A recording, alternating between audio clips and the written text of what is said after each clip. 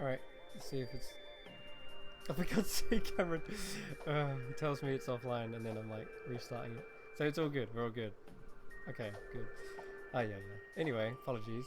You're looking over this table. You do spot a tome which is less of a diary and more of a mission report by the looks. But it does seem to have a number of dates over it. And there is a number of names as well. You spot, for example, like one is searched. Let's have a look at the map real quick.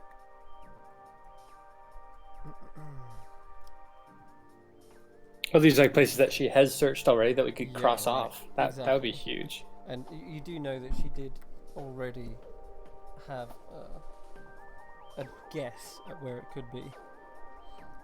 She kind of listed a number of locations. I think she mentioned Valley of Embers, the Nissi Wastes, stuff like that.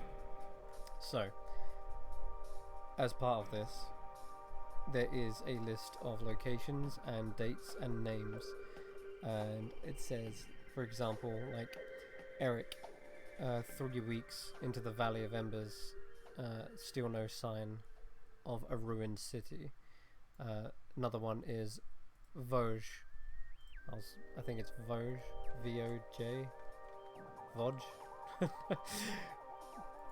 How would you pronounce that? Vosges. Vosges. Yeah, Vosges. All right, cool. I'm good. All right. So Vosges. Okay. Well, either way, Vosges has been exploring in the Valley of Dread. 5 weeks. Still no sign of a ruined city. Reconvene at the Land of Ash and Smoke and continue the search. These seem to be orders given. And Eric was spelled like that. That's Eek. Try again, Chris. There we go. Eek. Eek, yeah. So but they're distinctly looking for a ruined city. Mm-hmm. Yes, they are.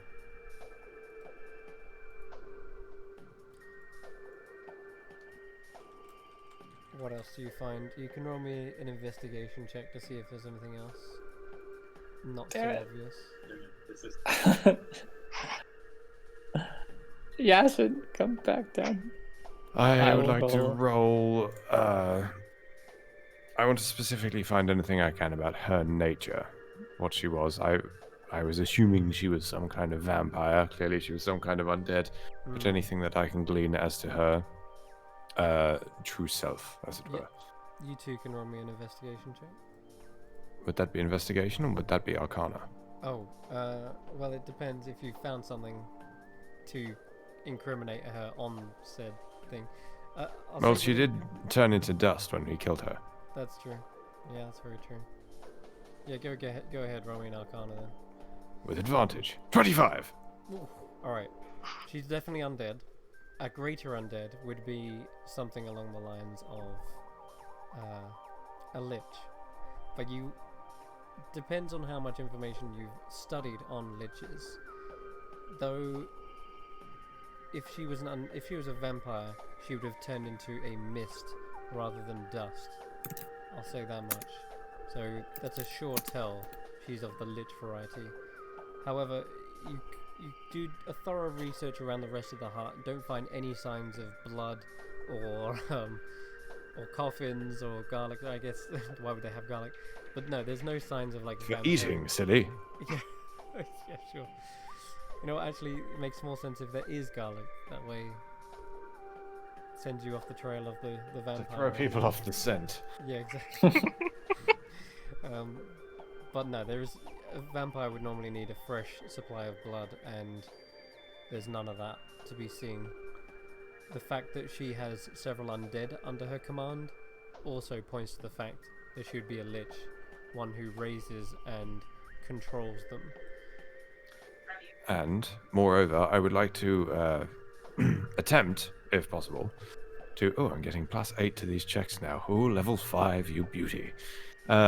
She mentioned something about having benefactors or sponsors of some kind. She was working on behalf of someone else. I wonder if they had any sort of correspondence or any clues as to who those people were. Mm-hmm.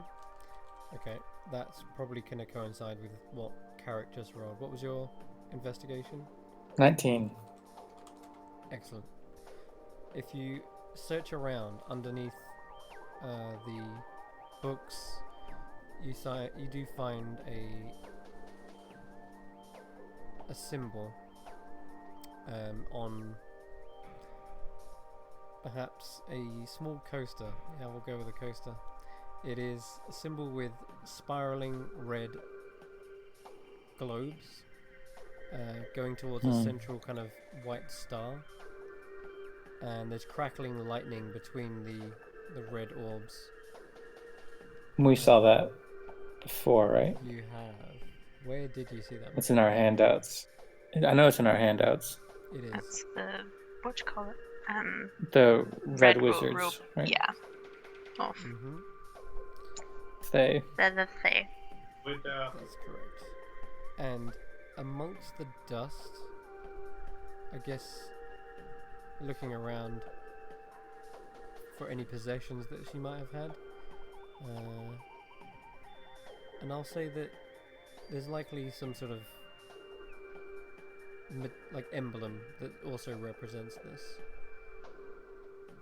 It is the era of upheaval. It is known as. That's this kind of symbol. Yeah. So you can definitely tie them to the Red Wizards.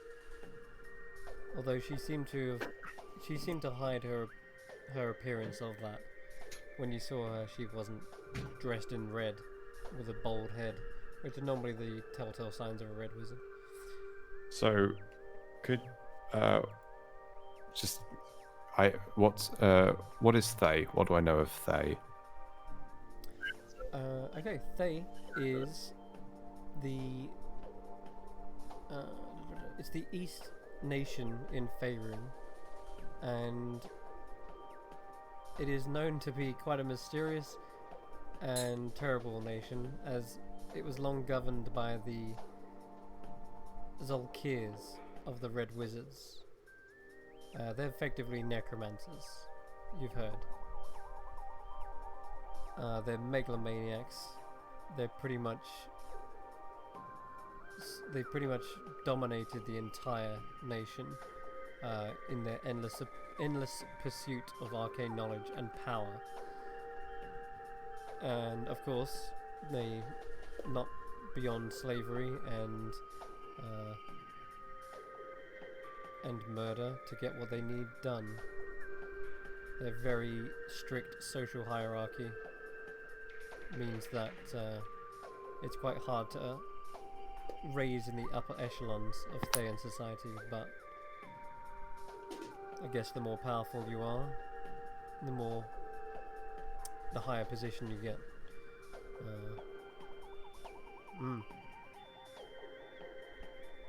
Yeah, I think that's Okay. a brief history. And the Red Wizards, what do I know of them? They're the ones who command Thay. They are Okay. the Red Wizards of Thay. They obviously command it. They basically have full control over the entire nation. So they are after us. After you? Well, they will be now if she's answering to them. It was more I was trying to play on Thay and they. Okay. They I missed that one entirely. Yeah, okay. It's okay, it was quite bad. Karis, can I ask Ignir? Ignir, do you think that this ruined city might be where your vision of that obelisk was?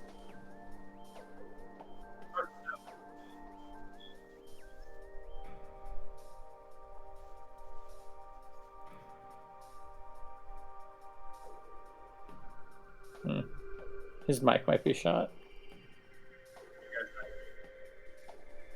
kind of maybe hear something No. vaguely. Now you're not there.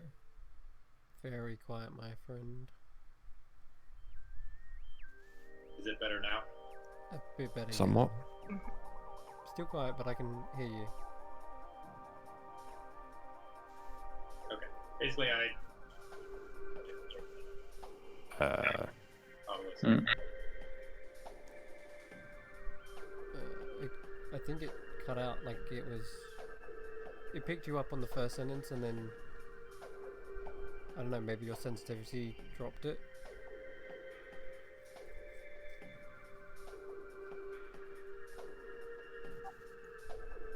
Okay, he's done. Okay, he'll be sorting that out. So then that with that list of places that they've searched and Yes. Valley of Dread. What else would I mention?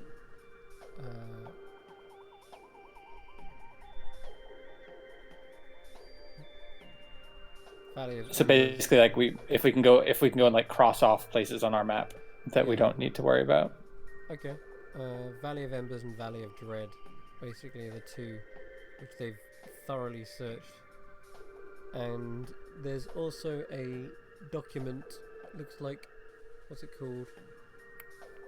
Not like a receipt, but I guess a contract more. And it has detailed the hiring of several Flaming Fist soldiers, warriors, fighters, etc. They have hired extra muscle, and it's like there's a document as well that kind of matches that. Seems like Valindra has hired some extra muscle so that if you were to run into any dangers in the jungle, you can have some meat shields to take the brunt. We've obviously paid them good gold, almost too good to be turned down. Of course, it's likely they'll die in this endeavour, if we discover what we hope to. If so, you can just take the gold from their dead bodies, or raise them up and use their bodies. Either works.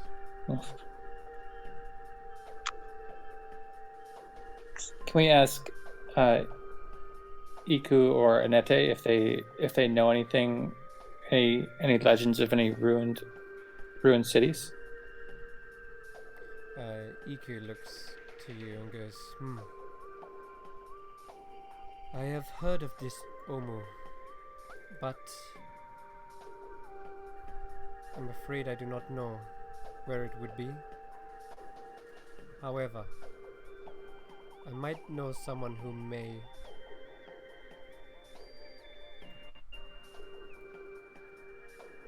Maybe several people, in fact. But they are quite far from here. And they would be. Well, I trust you, but they might not be as so trusting with you. But the Arakokra of Kursabal have lived here for a long time, and they have eyes in the sky.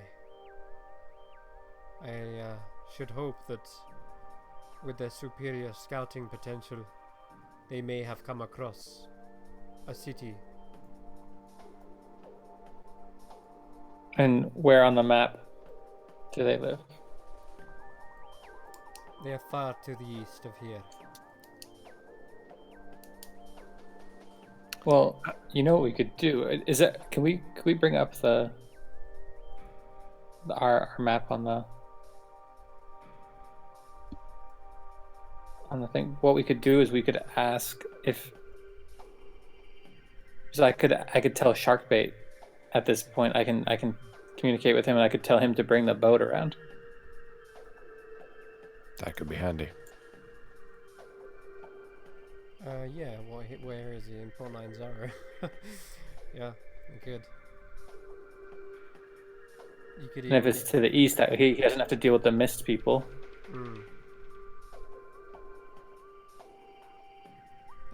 There is a port here. But where's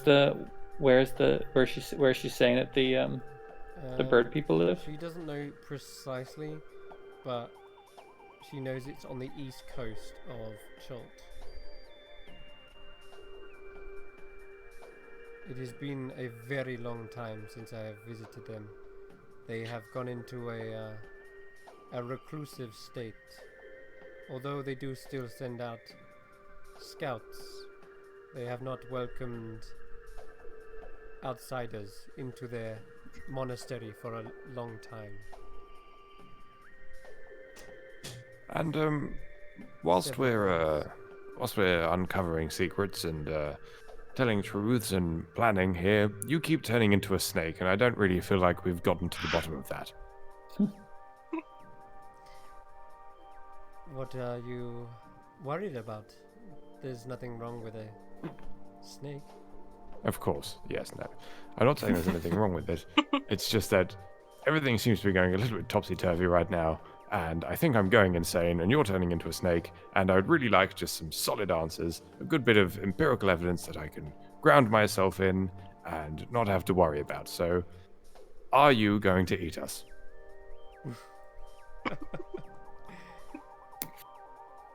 I will ask you this. Have you seen me eat during this journey? No, and it's getting quite concerning because surely you're hungry by now.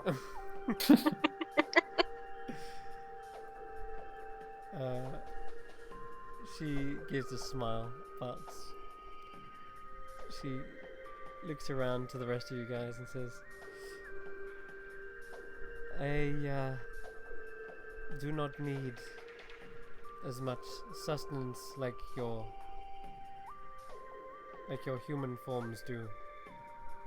I do not need as much sleep as well. Which is why I've watched over you, but she speaks suddenly into your minds, into your actual minds.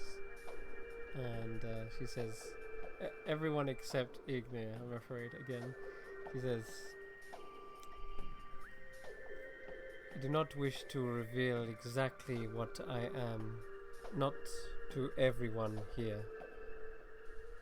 I trust you, but I'm afraid your ally I have my doubts about. And you see her eyes do dart towards the Dragonborn in the group.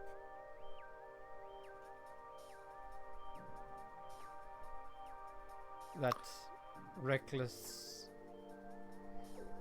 persistence in pursuit of power, that is what will get everyone in danger and even potentially killed.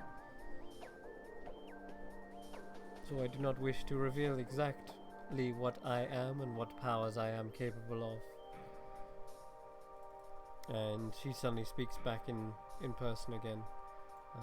She says, rest assured I am not going to eat you, Jason, but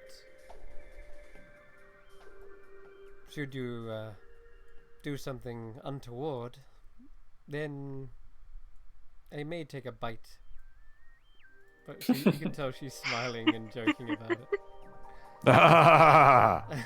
it. Hilarious.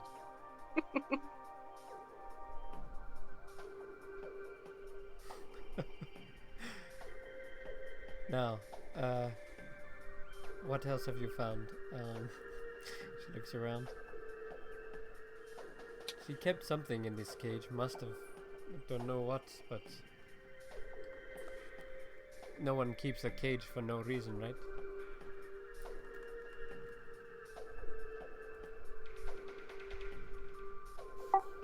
You think it was just for her undead companions? That is possible, but she looks into the alcoves and you inspect those over. She was keeping them in here, but not in the cage. I suppose if... I'm not sure how magic works with necromancy, but if something is loosed or the spell runs out, do they go wild? Maybe then she would cage them? I meant more for when she was going to make someone one of her undead Right. examples. There is that possibility.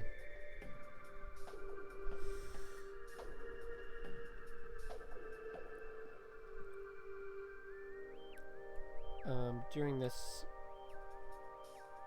conversation, the rain does start to pick up, I believe. And that puddle in the center, it starts to get more full. It's not to the point where you're drowning in here, but you can tell something is draining it, not just filling up the entire room. It is slowly leaking away somewhere. And at this point, I guess you can all roll me a nature check. Yeah.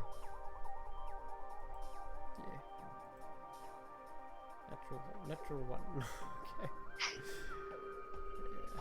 Yeah. Nature. Probably not something of interest for you. 1 second. I can also, if it looks like it's gonna overflow, I also could destroy water in there. Yeah, that's true. Okay. Justin, it must be something that's leaking through. The ground is obviously Hang not on. solid stone. It must be sort of muddy and dirt. And if it's sinking through the earth, and this pool of water is kind of clean rainwater, and below it is red and iron-like. With a 13, I guess you kind of guess that it's picking up some minerals, probably, or the water is changing the composition by the time it ends and comes out of the roots at the bottom, and that's what's giving it that red texture. Is this thing purely geological, or is there some kind of magical influence here? I'd say with your geological background, you understand if something goes through clay and iron, it will change colour in red. And Carrick, you can confirm this, because 18 will definitely confirm. Hold on, where is it? Let's have ourselves a nice long chat about geography. Here it is. Yes, it's iron ore deposits in the rock. If the water runs through that and is filtered, then it will appear red. So you can at least rest assured there's not some weird magical blood ritual happening here. It is simply the nature of this place. Although there is still one thing that is magical for sure, and that's the fact that this thing is floating in thin air. Oh, yes, anything I can do to ascertain the nature of the floating rock? Yeah, you can roll me an Arcana check for that. With advantage, go to see a carrot. Oh, swinging big today. 25 again, okay. Plus 8. Chug Okay. it. Mystery and suspense. So it is definitely held aloft by magic, and magic this powerful is most definitely some sort of divine intervention. It is not a spell that has been maybe like cast by a wizard or a mortal, but perhaps a god themselves. And you can tell that a magic this powerful would also not be able to be dispelled, because you're trying to think, and you know that levitate definitely does levitate things, but not of this size and this weight. There's a limitation to that spell, and if it is cast high enough level, then maybe, sure, but even of a ninth level slot, this would still be out of that realm, which must point to the divine intervention of it. You can tell that it also rotates slowly counterclockwise, and that seems to be just an actual magical intention, and you're estimating at the length of time that you've been here, and you stood out on top as well and was watching the horizon slowly turn. you can estimate that it's effectively 1 revolution every hour. So it almost acts like a clock at the same time.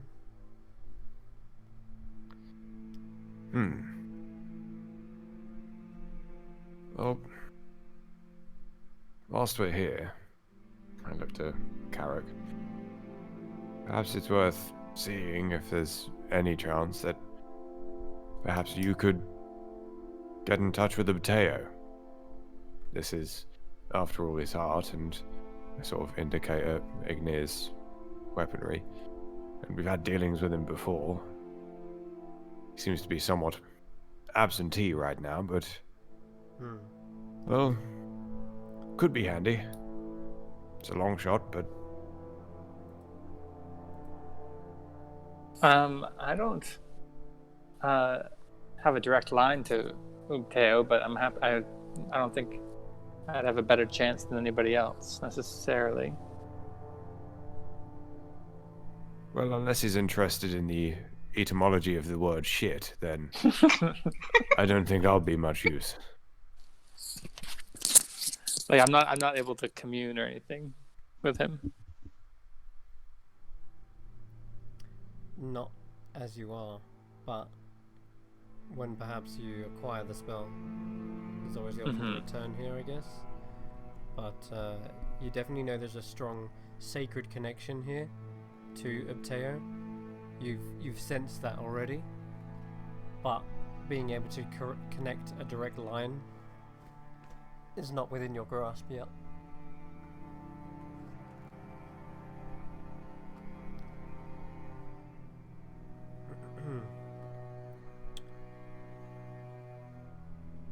The teleportation circle. Did you want to have a look over that as well? Oh, yes, of course, yes. Okay. Alright. Yeah, I guess give me an Arcana check. Teleportation circles are a little bit out of my league, but I'll do my darndest. 24. Damn, son! This is quite the bonus with enhanceability. Alright. The teleportation that Valindra has created here is etched into the chamber floor. And you recognize what the circle is, and you could even write down and memorize its sigils if you wanted. So it can be used as a destination from another teleportation circle if you wish. However, it seems Valindra isn't foolish enough to leave the sigils from her Thayan circle scribbled anywhere in this land. So it's not like we could just hop in, take a look, and hop back. Exactly. She made it deliberately so no one could follow her, should she choose to escape. Should she accomplish an escape. And is there anything we can do to sabotage at this end so that she can't just hop on through? Yeah, all you would need do is either crack the stone or rub away the etchings. This circle would be deemed unusable. You would know that by just staring at it and with that Well, we Arcana should- check. Probably try and rub it away first, as opposed to cracking the floor in a secret place. Sure. That seems reasonable to everyone. No one's got any qualms about us, destroying this teleportation circle. No, it is not meant to be here. Like you said, this is a secret place. And if this is a gateway into a dark nation, then we must be rid of it.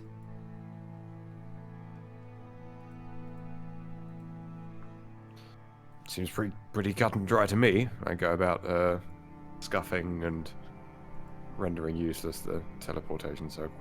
Okay, yeah. You scuff it enough and rub away the etchings enough that you feel that's not going to work anymore. Although, was you gonna copy them down first, or did you not bother? You don't want? Oh yes, no, I 100% copy them down. Okay, cool. That's all right. So yeah, I just make a note that you've got you've got a Thayan circle, Thayan teleportation circle. I guess I'll put that in my notes. Not sorry. Wait, my bad. Reverse that. You've scuffed it. That doesn't make any. There's no point. Yeah. What am I talking about? This is the teleportation suit to the heart of Obtea, so you don't. You've just got rid of it, so that I guess it's useless. Sorry, I'm getting. My mind is being melted slowly by the heat. So that's. It's understandable. Yeah. Right. Long rest then. Iku says. Ineti says. Time for Oh, absolutely.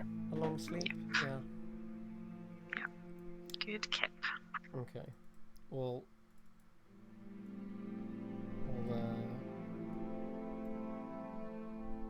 Cut to that then, I guess. So, during the long rest, nothing seems to disturb you guys. There is the light rain trickling down into the puddle below. It does seem to drain fast enough that it's not filling and drowning the room. The bodies, I'm guessing you like hefted those off the edge, I'm guessing, so they don't start rotting and stinking. I mean, they're rotting already, but... Yeah, just... Okay. Yeah, those bodies are pretty heavy, but they're thrown off the edge. Then you all benefit from a long rest. And Annette was kind of rolling in her sleep again. And Jason and Ravai, you can probably tell this when you're finished doing your trance. For the next 4 hours, she does seem to have vivid visions of sorts here. But I guess she is still getting her rest. But she seems to be able to like maintain, I guess, it's hard to say without kind of her describing it to you. But she seems to be like handling the visions better. It looks like she's getting used to it, and she's not getting as much of a sweat, or she's not frowning as much as she was perhaps. You can tell that she's sort of rolling around and her rapid eye movements going, but it doesn't appear to be as much stress as she normally is under. And upon waking up, she doesn't kind of like gasp, eyes wide again. This time she sort of comes to, just rubs her eyes. She looks at you two, who are probably like staring back at her, and she says, I think I was seeing into the eyes of someone else. There was a connection here. Something like... Why am I doing Iku's voice? It feels like there's a connection here with the others she mentioned. What was it? Like an Eric and Vosge? I think I saw them through the jungles. They were just cutting their way through thick branches and jungle roots. I couldn't make out where they were, but I did smell kind of a burning. The clouds were choked with grey, a grey ash.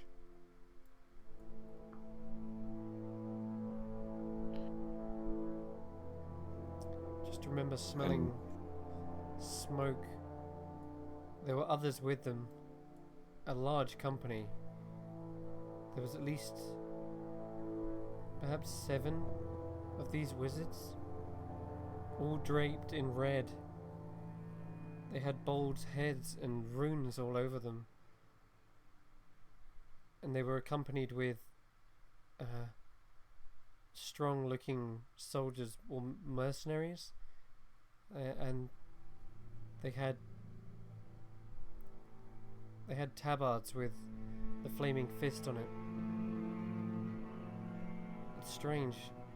Normally I have very vague and obscure visions, but this one was like seeing through their very eyes. I've never had one so clear before.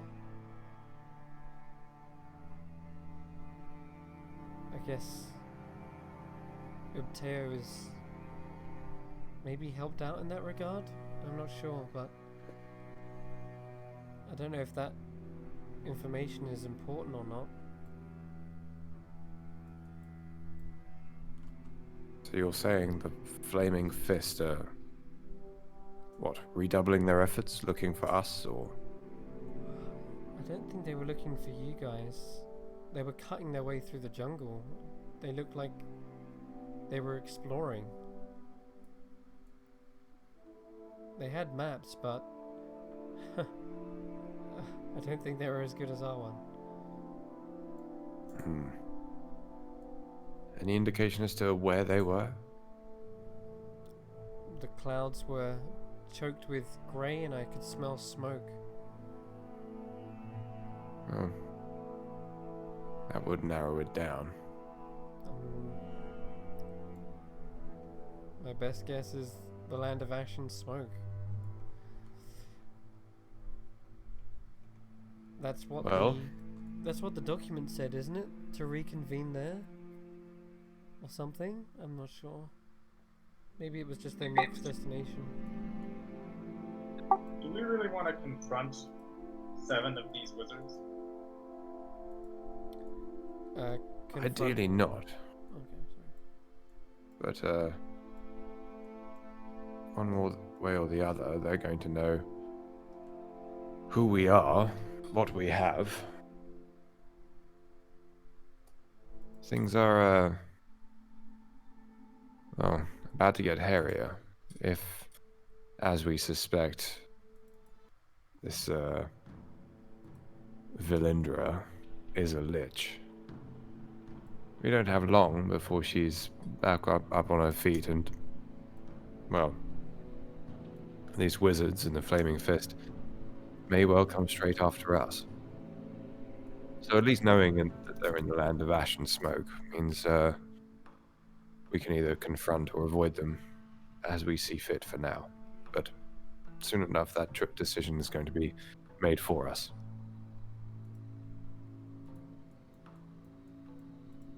I really hope I haven't caused trouble for you guys leading you here.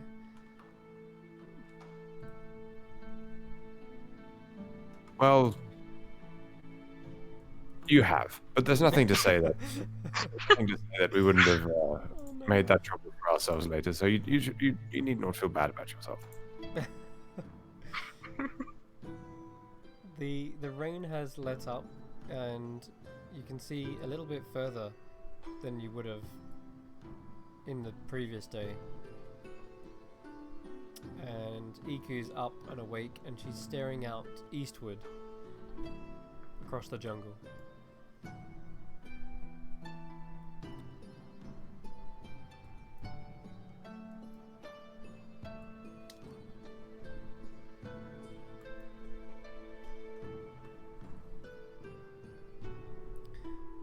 But where is your next heading, guys? You have the knowledge of what you're looking for, but where to find it is a completely different thing. The other vision she had of Anete's was some sort of blimp that crashed into the jungle, and that was apparently like south of where you were when you encountered the flail snail. Well, either way, getting a bird's eye view on things could be handy, so whether or not that's through little birds with the Aarakocra, or we go for this blimp, and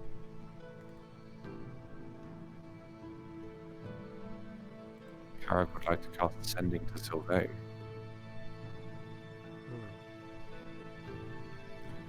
Sending to Sylvain. Okay. What would you like to say?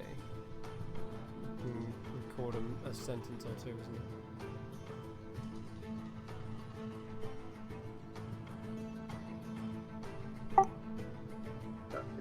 I guess he can't talk. Hold on, let me. He kind of text me what he wants to say. Okay. We'll come back to that. Alright. I'll just type in. We are in the heart of Teo, dispatched the lich, unsure what to do next.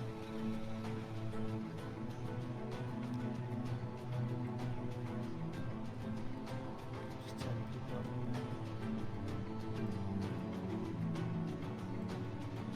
that might get loud for the stream as well, but I'll turn this down.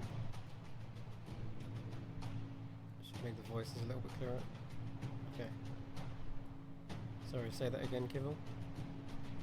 We are in the heart of Teo. We killed a lich, unsure what to do next. Yeah. Okay. That is a reply almost instantly. A lich? Wait. What? You... Now is really not the time for joking. I severely doubt heroes of your you shouldn't be tackling that at this point. Have you found the soulmonger?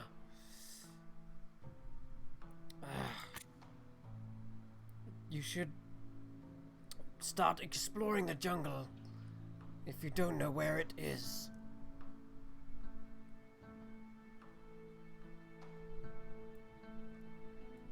Sylvain's not too bright, is she? She doesn't believe you, I don't think. Nice to know that she's got faith in us. Garrick, I wouldn't want to stress your abilities unduly, but do you think you could let her know that the Red Wizards of Thay are also looking for the Soulmonger? Ideally, if we could let her know that it has something to do with the lost city of Ubteo.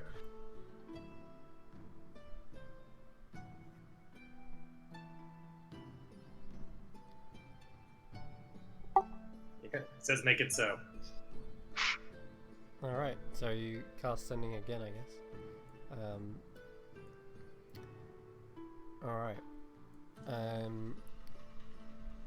Saying that the Red Wizards are after this, and that you know that Valindra Shadowmantle is the one working with them, and you probably mentioned the Flaming Fist as well. She replies, it makes sense. After all, they're known for their necromancy. You said a lich. Ah. Yes. One moment. And you can hear a thud of a heavy tome on a table. You hear the flicking of pages.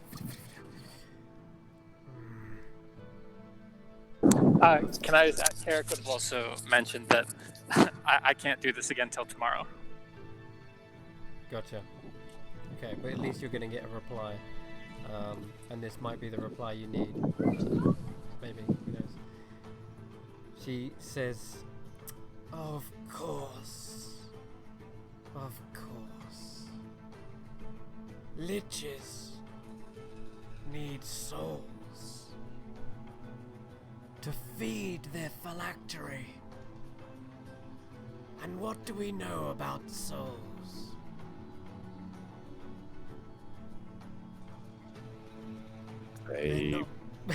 Of course you can't talk back to her, but she sort of answers it for you. It's obviously a rhetorical question, but she says they're not returning to their bodies. We can't resurrect them. It's as if their souls have been spirited away. And those souls that have come back, they're being pulled somewhere. To something. Just like in your visions. They're all being sucked into the Soulmonger. That's why the Wizards of Thay are investigating. They can't get their souls. The liches are dying. And you see her voice trail off. Yeah. Well, not all bad news then. Yeah. Yeah. That makes sense. That's why they've hired everything. That's why they've sent all these people out here to find it. They've put so much resources on the line. Do we think that that means that she might not be coming back if her phylactery is not powered? Who are you asking? No, this is just to the group, and that's it. Because I don't have any more sendings. Yeah, that's true. Then that question's to the group. That Yeah. would be pretty handy to know. Yeah. Well, we'll find out sooner or later. But Lovely. but that would be this. I mean, this is, if she doesn't come back, this is maybe the coolest base camp ever.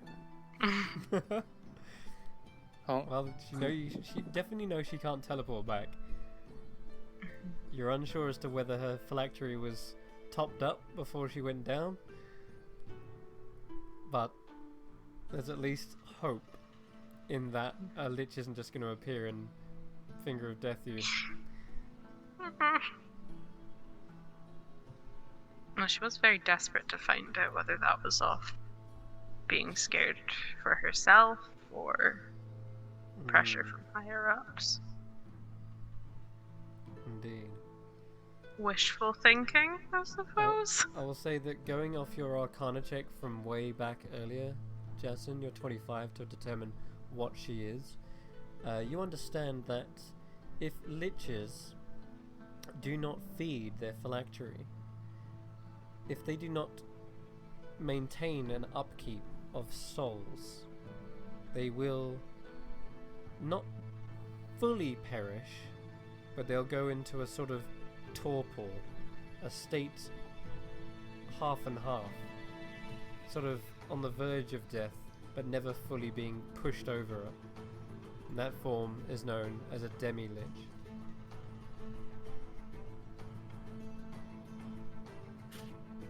I relay this to the group and say, so that's the best hope for us right now.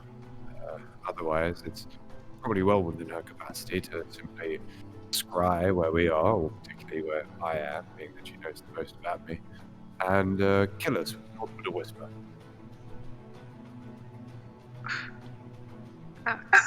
Well, when you put it like that, Yeah. do we know of anything we can do to ward away prying eyes? I can help with that, but it would last for 8 hours. It would cost some stuff, but if you maybe feel like somebody is prying into your mind, anybody, you let me know and I can stop that happening. You're going to have non-detection prepared then. I actually have it always prepared as a knowledge Oh. cleric. Wow. There you go then. Almost too convenient.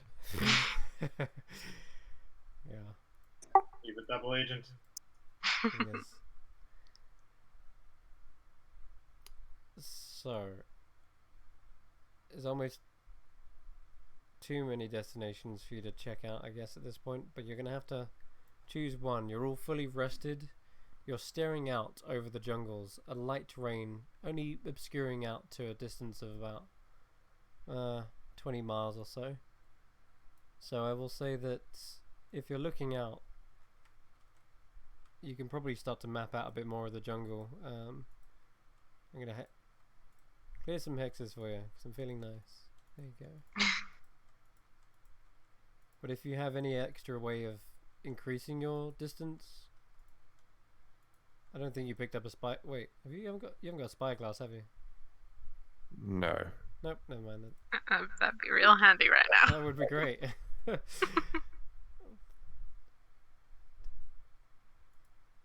Yeah, that's at least something. Would that be in somebody's navigator tools? I have got navigator's tools. I don't know what's in navigator tools, but That's a good question.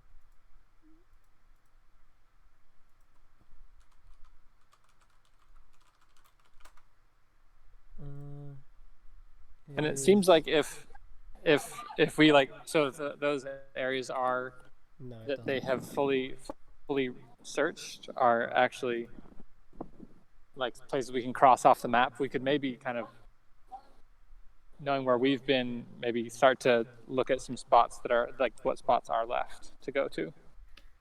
Right. Yeah, I've also put on the map the Valley of Embers and the Valley of Dread. You can see all of those down here, over here, and the Land of Ash and Smoke is over here. So there's a lot of blank spaces.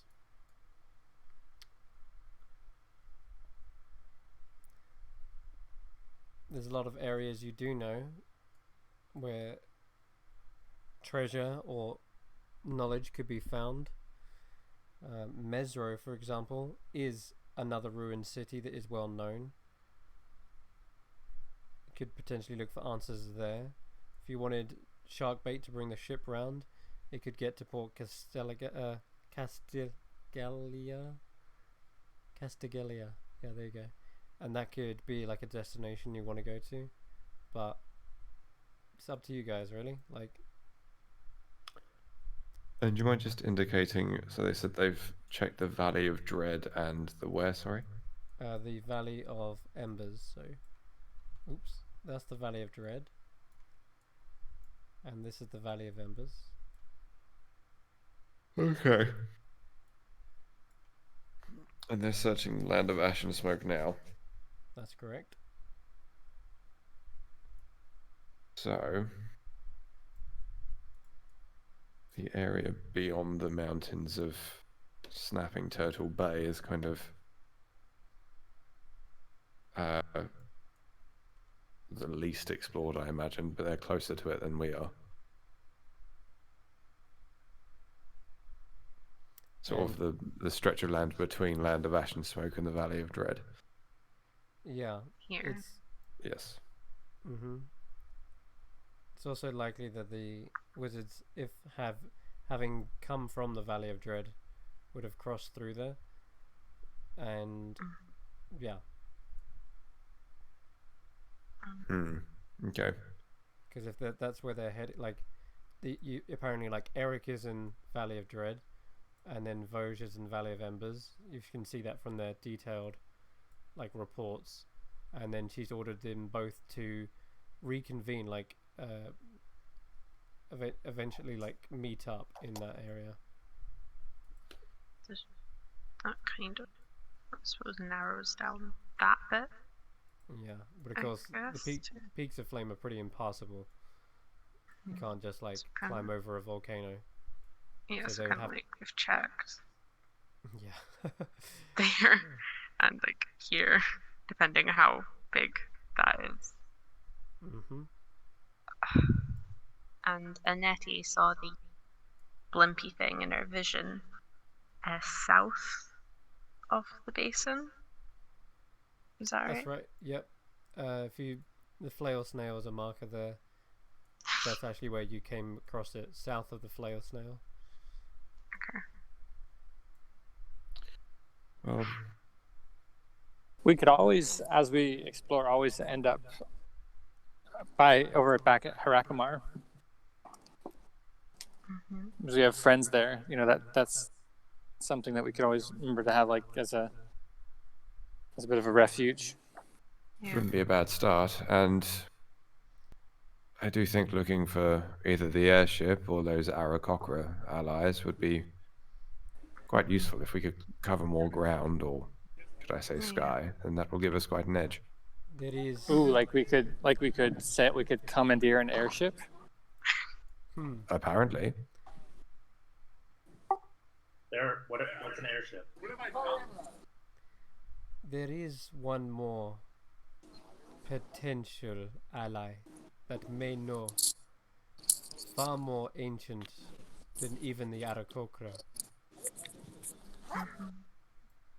And they reside within Orolonga. They could potentially know.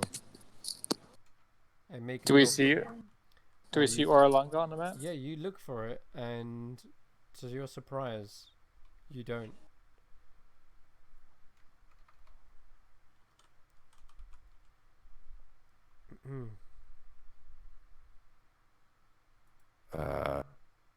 Anything you want to tell us about this Oralonga place?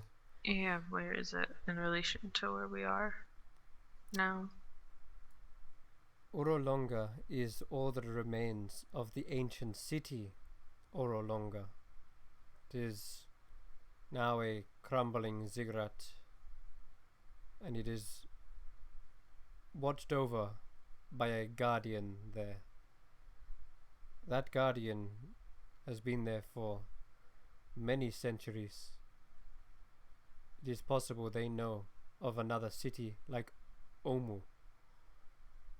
It is far to the west, northwest of here.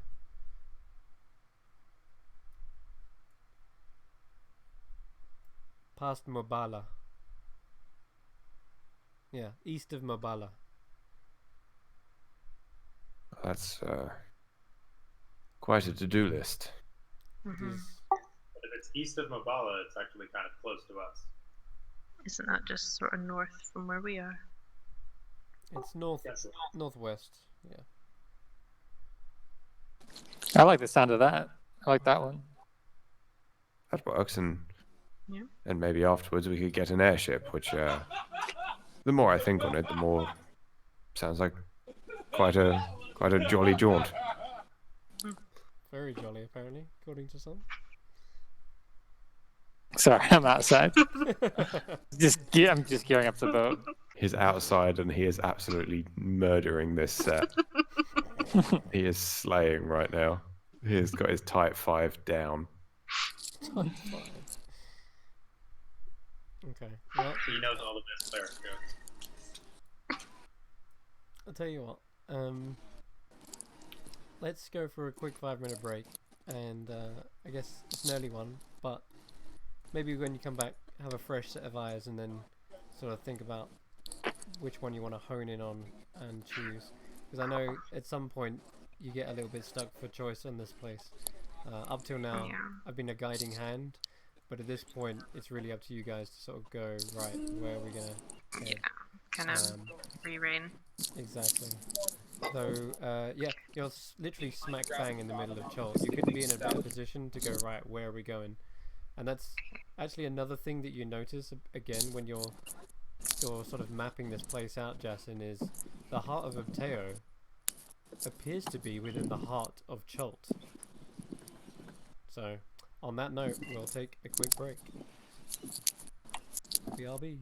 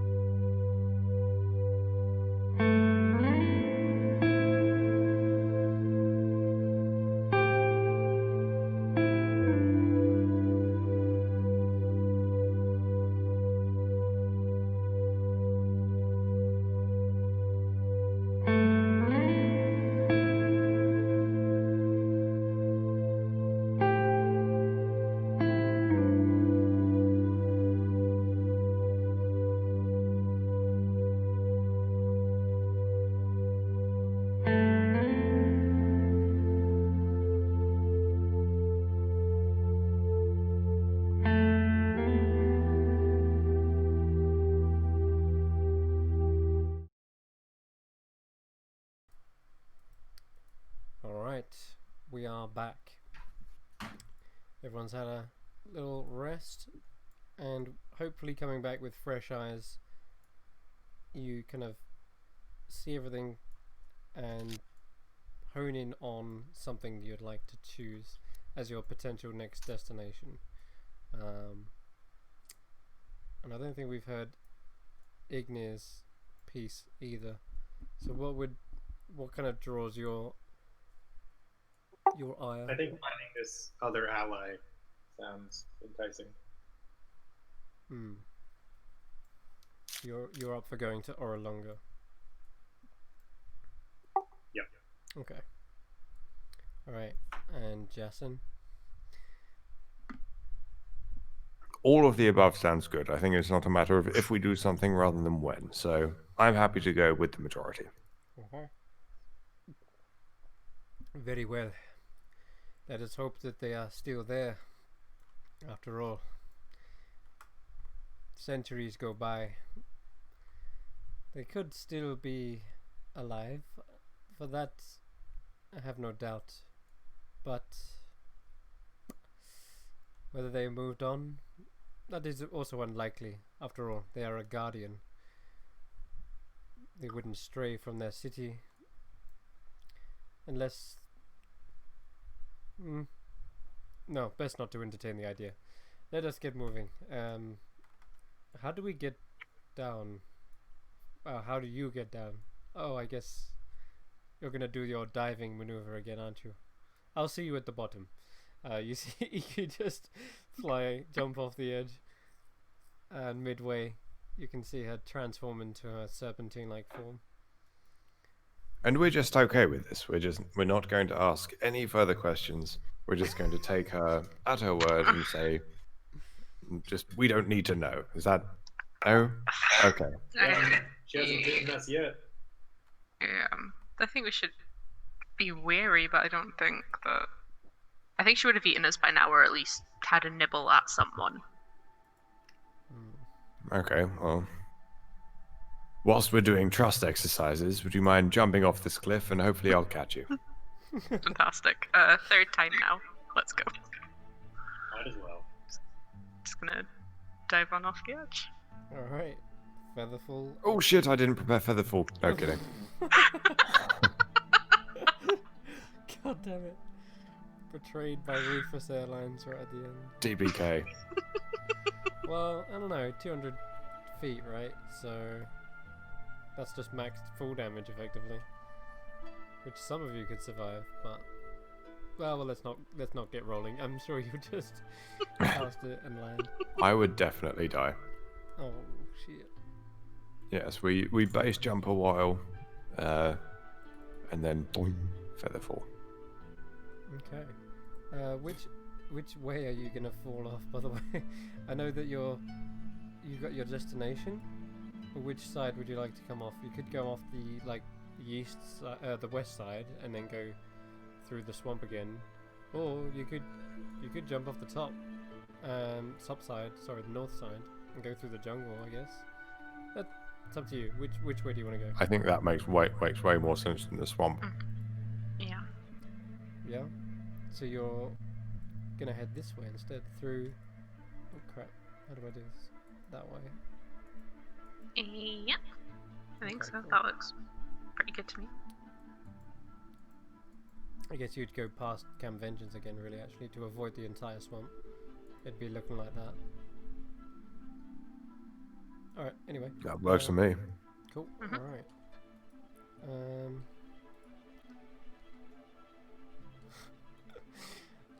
Tempted to have you all roll acrobatics. See who does the coolest landing. Can we do that? Yeah, totally. Yeah, everyone have an acrobatics check.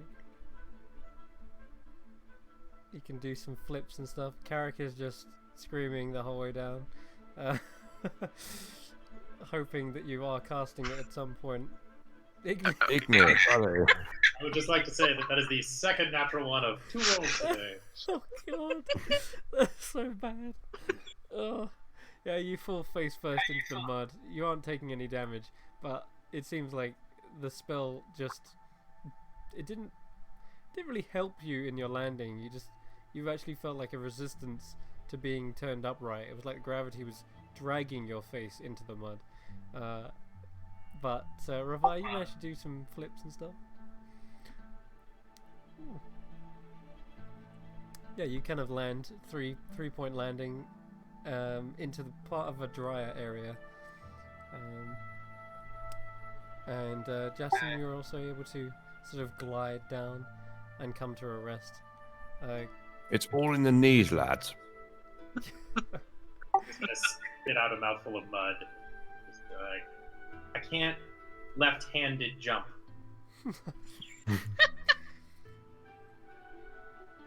Carrick does land on his feet, but then the momentum carries him forward, and he ends up forward rolling a few times, and also covering himself in mud and dirt. But he's not as caked as you are. You just kind of got roughed up. But as he dusts himself off, oh yeah, I'd better do Annette, hadn't I? I'm sure she's pretty average. She's very plain and just lands on her feet, but doesn't make any show of it. Okay, I guess I'll accompany you guys until... I mean, Camp Vengeance seemed safe, but maybe I can get back with them with like one of their reports. I guess it is safe if you don't mind, throat leeches. Oh yeah. Well, that's a good point. Maybe I'll be able to help at least. I'm no cleric and such, but I do know how to heal people. I think you've been pretty damn clericy so far. I'm a priest of Savras, but A priest, cleric. Alright. With that, you guys push on into the jungle. So, you can give me that almighty navigation check, survival. Okay, do I get advantage from EQ? Yeah, you do. Needed it. Okay. Sure. So cool. You're wait, 13. I think. Wait. Right. You can. Well. Survival is a You can roll me a d20. wisdom check. I get to double my proficiency bonus in the forest. Right. Sure. I mean, there is. 17. There's about 10, 20, 30 miles of swamp first to get Ah, there. crap. No, okay, that's fine. Yeah. D20 then, yeah. Uh-huh. 3. Okay. Alright. You swear you're going the right way. I'm not going to move your token around just because. You're pretty confident you're heading in the right direction. There's a lot of swampland between here and the tree line, but when you eventually do get to it, seems like most of the day goes by without a hitch. It's coming towards evening, and the rain again goes from about light to... Hold on. Goes to about normal rain, so it does start to pick up, but it's not out of control. It's nothing you're not used to at this point. Okay, the day, what does it entail? Let's have a look. Jungling.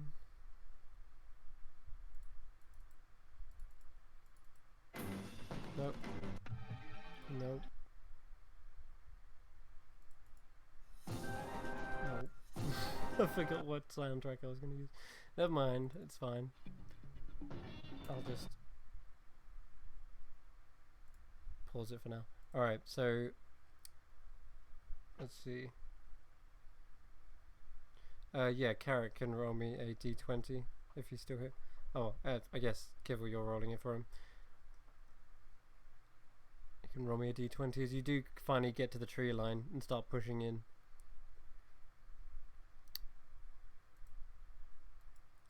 11? Okay, cool. So, don't seem to encounter any dangers, but you do find a large number of kiwis hanging from woody vines. Oh, all right, Brew. I'm just hanging from a wooden vine. You beat me to it. The fruit kind. And it has a soft texture and a unique a unique odor to it as well. But they do look relatively safe to eat, these ones. And Iku says, yes, these are fine. You can consume these ones, I'm sure. Can I add them, a couple to my collection of fruit in my bag? Yep. I'm you just could- gathering up. Absolutely. Around 12 p.m., you guys spot a cave near the entrance of the tree line, and as you kind of like get close and peer inside, it is the ancient remains of a goblin wearing a frog mask with a turquoise stud in it, worth 10 gold pieces. So Ooh. you can write that down. There seems to be a carving in the wall depicting a frog with tentacles all coming out of its... I would like to roll history. Yes, you can, yeah. Can I assist him with that? What'd you get there? Or can I just roll my own? 15. Okay. Or You've has it heard- been an hour since I had enhance ability on me? Yes, it's 12 p.m. In the next day. Wait, I'm not even going to entertain that. All right, so you have the recollection that Chult is well known for its many spirits, jungle spirits, and you don't know exactly which one this represents, but you do recall that the spirits seem to be combinations of different animals, like like it might be a large jaguar with snakes for heads. You do remember that one specifically because that terrified you. And this one looks to be another sort of mishmash hybrid with a frog with tentacles. But they are often revered as lesser deities, though they're not very well known, of course, and you can't recall their name exactly with a 15, but you know this is definitely what would have been revered as a jungle spirit, and it seems even like the goblins know of them and worship them. I relay all of this in excruciating detail.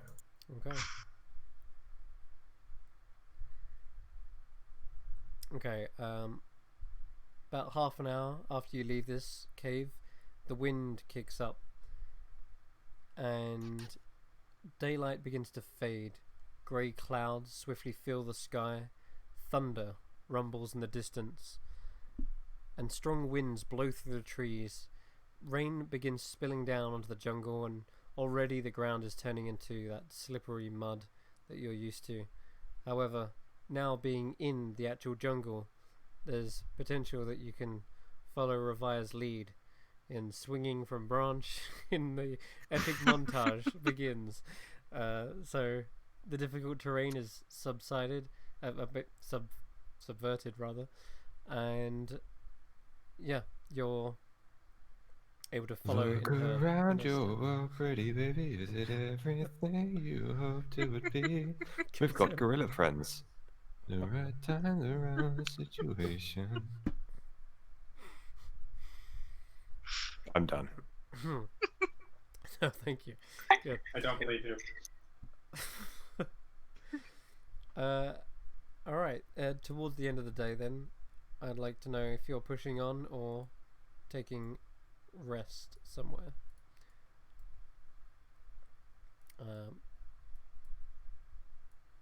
Doopy-doopy-doo.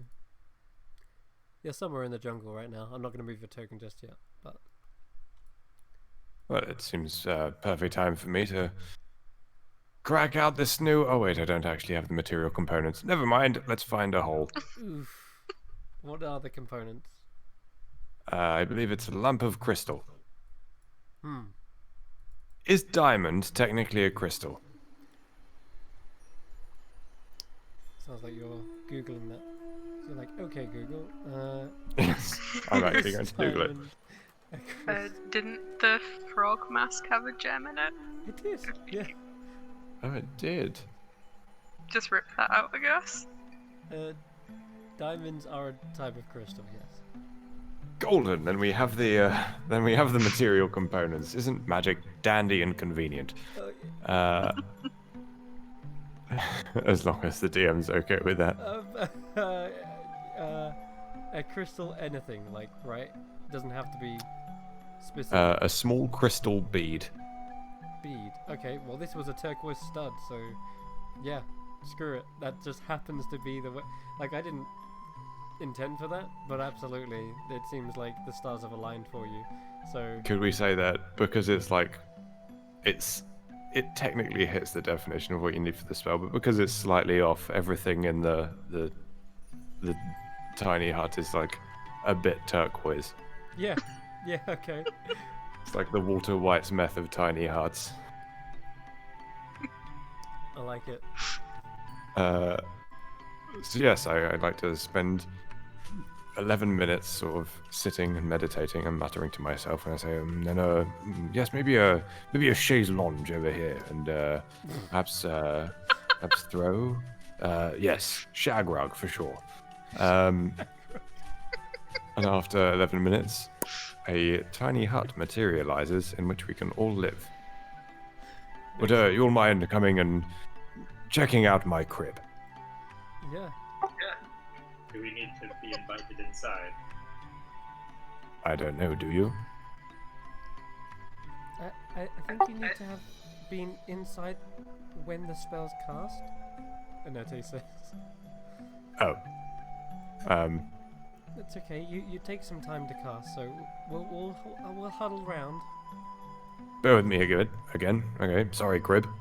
Although, quite right, maybe I need to spend a little bit less space on feng shui, and perhaps we don't need quite so many cheese plants. Alright. Yeah. Well, the rug can stay. That's really comfy, actually. No, I don't think now that the cheese plants are gone, the rug is just, it feels like it dominates the space too much. Oh, something else. Okay. She lets out her own bedroll instead then. There's another 11 minutes go by and everyone can get inside my tiny hut. Yep. Okay.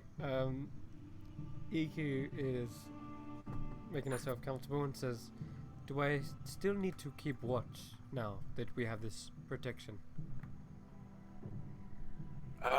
As far as I know, nothing aside from us can pass through the boundaries here. No spells, no magical effects. Nothing can be cast through it. So yes, I think we are safe. The only reason we'd want to stay put is stay alert, is to make sure that nothing was waiting for us, as and when it did in fact go down. Right. But we can see through, yes? And I believe the inside allows you to view the outside, but from the outside it's opaque. That's my understanding of it. But you can correct me if I'm wrong. Dome. It doesn't actually say anything. Oh yes, the dome is opaque from outside of any color you choose. Turquoise, you don't get a choice. It's just turquoise. Then what you do to try and manipulate the color of the dome, it seems to be stuck as turquoise. It's like, oh. It's just bloody impossible to coordinate with. You estimate maybe a different crystal might do the job, but this is what you have. Right. Okay, cool. In that case then, Justin, you can roll me a d20 and see what does happen to be on the outside. Nothing. Cool. Alright. No, actually, I will describe that during the night you do hear... It sounds like monkeys at first, but as you're looking around to sort of spot them, they're a little bit odd. I'm gonna have you roll a perception check to see if you notice the oddities. Perception. And Revi, you would be able to as well. You're finishing your Money. trance. Okay. Okay, yeah. Cool, that's fantastic. No, absolutely nothing. Alright. Yeah, I'm too you're distracted. can't see through the turquoise. No, it's probably because the false sense of security is keeping you at least calm, and you don't have to worry about being on the lookout. You realize after a while this place is keeping out the rain, it's keeping out the hot weather, and for the longest time you've not had a nice, comfortable area to rest in. This is a massive weight off your mind, and you've been distracted thoroughly by the comforts. However, Jason, you do spot these monkeys, 2 of them, kind of get close. They're curious things. They get up to the next, right up next to it, and touch it, but then quickly walk away, like quickly jump away from it. And they kind of cock their heads, and as you're examining their heads, and one of them jumps up onto a tree, and they're kind of like hanging upside down. You can see they've got fangs in odd places. Their forms look a bit kind of misshapen. They look like monkeys, but they're much more monstrous. Yeah. Shove it, dead monkeys. Sunken eye sockets. Glowing eyes, I guess. Whatever the heck they are. That's They're not horrifying. animals. They get I think I might just sort of like. You ever seen like Terror at 10,000 feet? Oh, I haven't. No. That guy on the plane is like, "There's something on the wing." Oh yeah.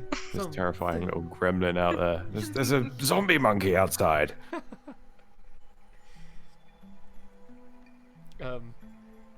Annette and Annette's having a vision probably, but Iku definitely comes over and goes, "That is no monkey. Oh goodness. I had not hoped to encounter one of those out on the outside. Those are wicked little creatures. It is known as a sewer monster. What now? A sewer monster.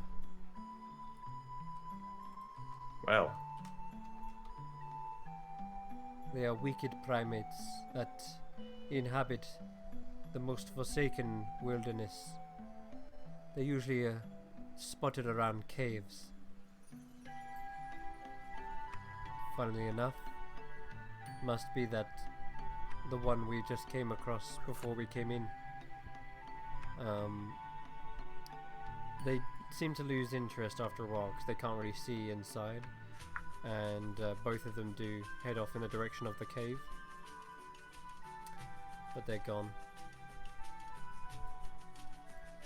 And after about 2 hours of waiting, they don't seem to return. You're confident they're not going to come back anytime soon, and you guys finish another long rest. I do have a question. Yep. Oh no, I cast it as a ritual, didn't I? I didn't even cost a spell slot. Easy. Was that your question? Yeah, sorry, I was going to ask if the if I get the spell slot back from the long rest that I used to cast Tiny Hut. Yeah. But I cast it as a ritual. And then So- yes. You're all good. Alright. The next day, I need you to roll another survival check.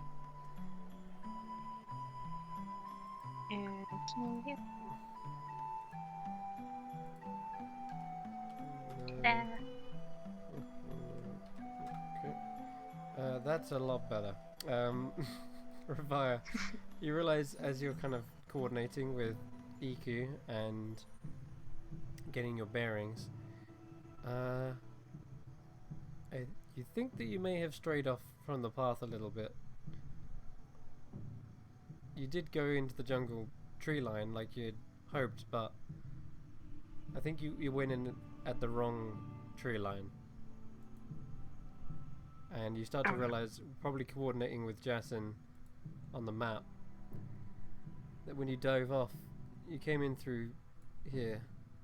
So I can now reveal the exact location of where you are. Oops. Which is not that one. That one. Oh, God's sake. This hex is so awkward. There you go. Yep, there you go. You went off track a little bit. Yeah, but it's no issue. You only need to correct your course now, and you'll be fine.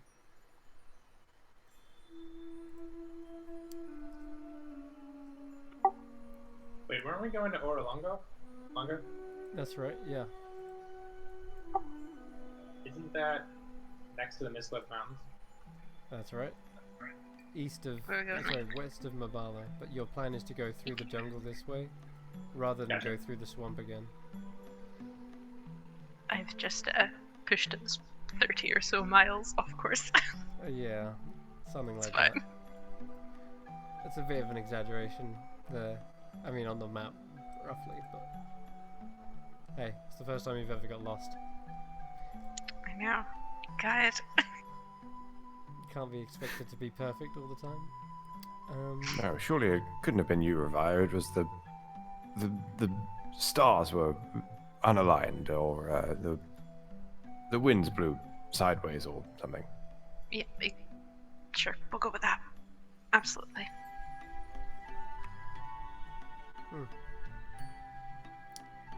Okay, alright. The jungle is touched by a rainbow from the morning sun shining over through the rain. And I can tell you the weather for today is 29, there it is. Yep. Actually, the rain has finished. It seems that's why there's a rainbow. The rainbow is shining bright into the distance and seems to be your now guiding light to where you need to go. But yeah, for the first time, no rain in about 1, 2, 3, 4, 6, 7, 8, 9, 10, 11. This is the first time there's been no rain in Chult in 11 days. So take that as you will. That's nothing. I'm from Cardiff.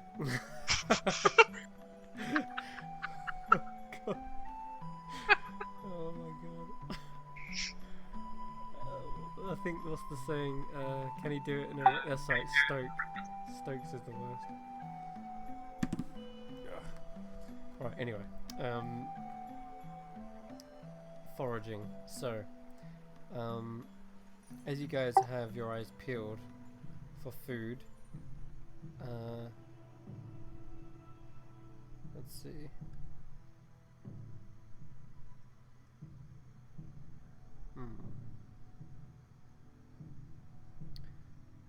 Yeah, you come across a group of citrus trees bearing bright green key limes, and the tree has many holes in it.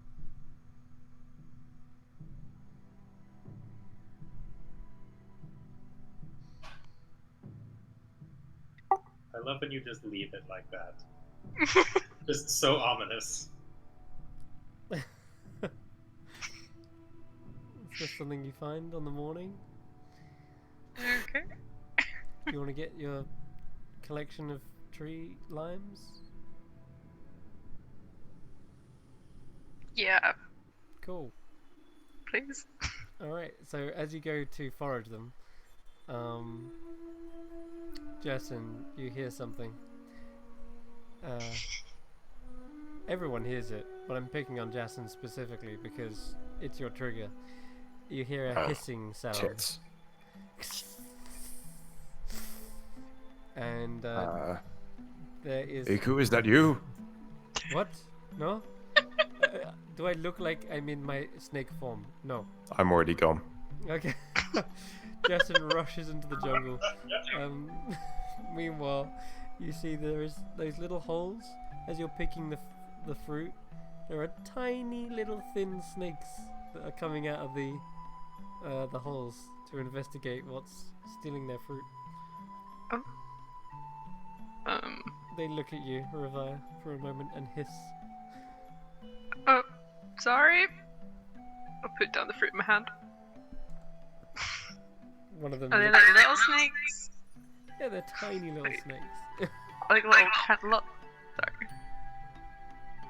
We're apologizing to snakes now.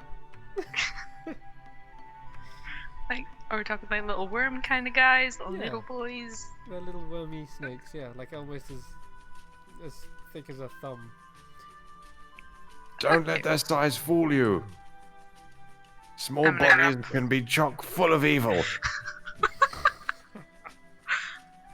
Are they kind of close to me, or They can I haven't just come all scooch? Yeah, they haven't come all the way out of the holes. It's just their heads protruding and watching you. Okay, I'm gonna grab a couple more limes and then Okay. back off. Alright. They watch you take the fruit, and then as you leave and back away, they slowly slink back into their holes. Alright. As the morning wears on, there are more and more vines dangling from trees. This time, friendly monkeys swing by, and they seem to offer some bananas, but they seem to be interested in those limes that you've picked. But Quickly, cast sleep.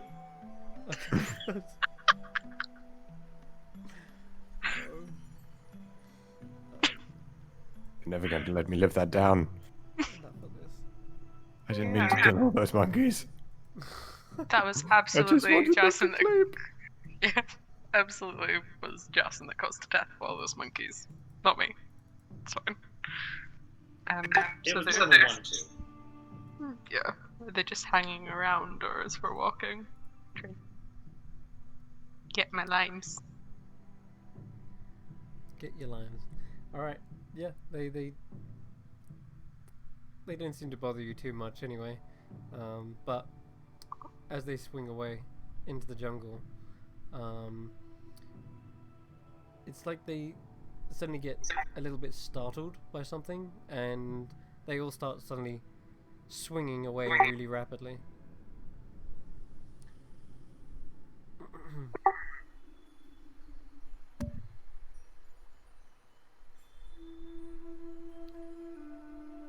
You can hear them rustling into the distance. Were they not a fan of limes? Not sure. What, did they leave?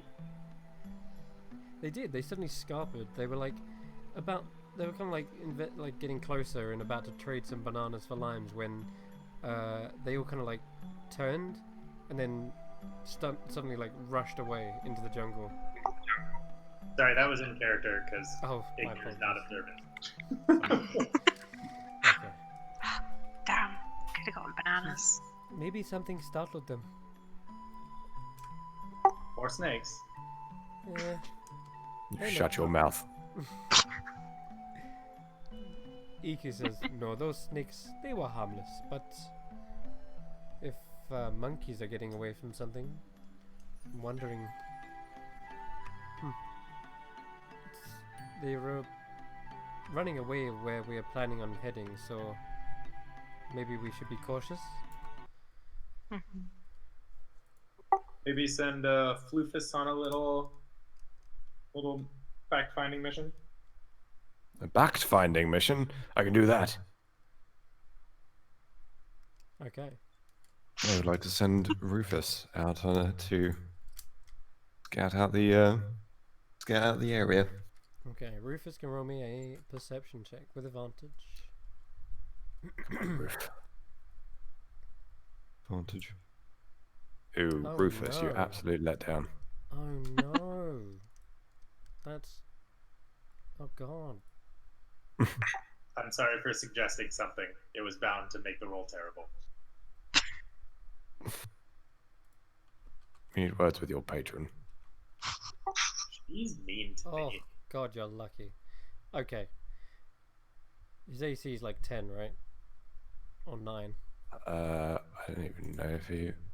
I think it's 10. It's higher than 10, It's right? 11. There you go, cool. Then what happens is, as Rufus takes up into the air, there is a brief moment when it's about to get through the canopy and see into the distance, when suddenly a whistling through the leaves, and it ducks and barrel rolls out the way as a thin arrow is struck into the wood of a branch just behind it, and you quickly see Rufus return, having not been able to scout much for fear of its, well, I say life, but just it would have been a nuisance, summoning and having the pain of an arrow stuck in you. But yeah, Hang you on see now, you little feathery git. I didn't tell you to come back. What's going on up there? it's flapping its wings like. It's very What flustered. did I tell you about cowardice, Rufus? Remember what happened to the last version of you? Yes, I fed him to a giant fish. The feathers are all ruffled. Oh, I'm just kidding, you little dyke. We're being shot at.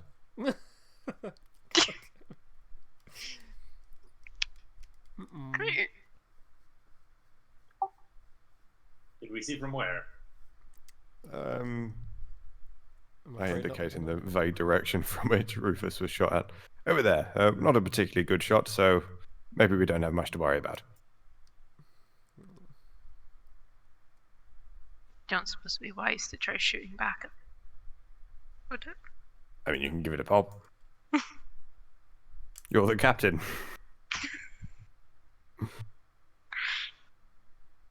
I'll hold off on that for now.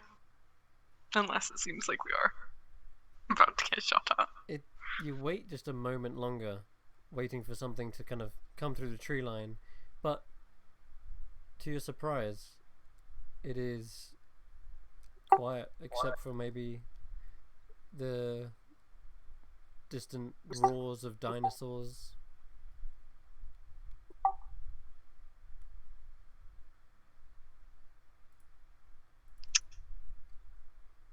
Tread cautiously, I guess.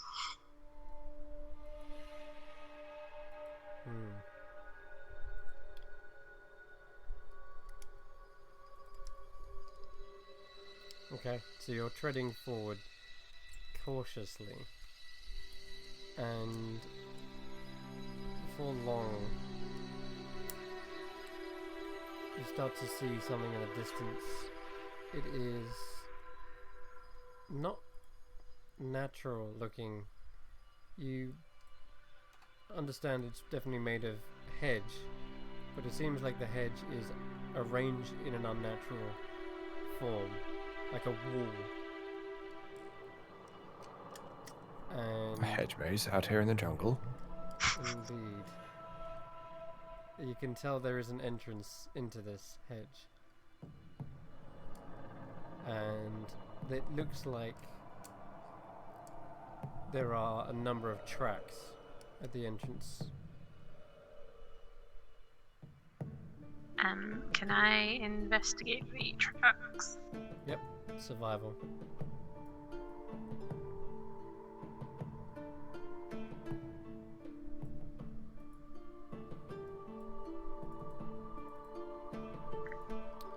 Uh, 17? Okay. There's a lot of them. But Favored terrain while tracking other creatures. You can learn their exact number, sizes, and how long ago they passed through. oh my god. OP Ranger. Oh god. Okay. Sorry. Okay, You're so not sorry at all. exact number is very hard to tell because there is loads of them. But the recent ones, I will tell you, because that's the tracks that are most prevalent. 4. And recent, as in the last... the last 10 minutes. Which is, it's only been like a minute by the time you found this. So they haven't come back here.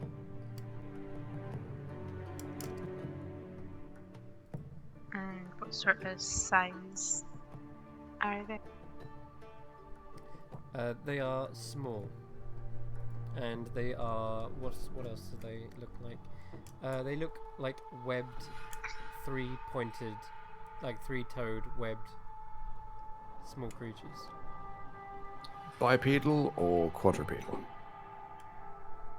Well, if the front legs were the same, then it would look the same as a bipedal. Do you know what I mean? I'll say with the 17, you can tell they're probably bipedal there. Have you ever seen these before?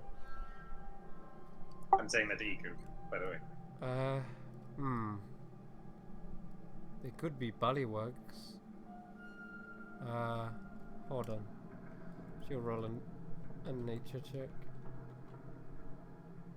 But they are more likely to be grung. Well, as long as they're not non-beetle, I'm happy.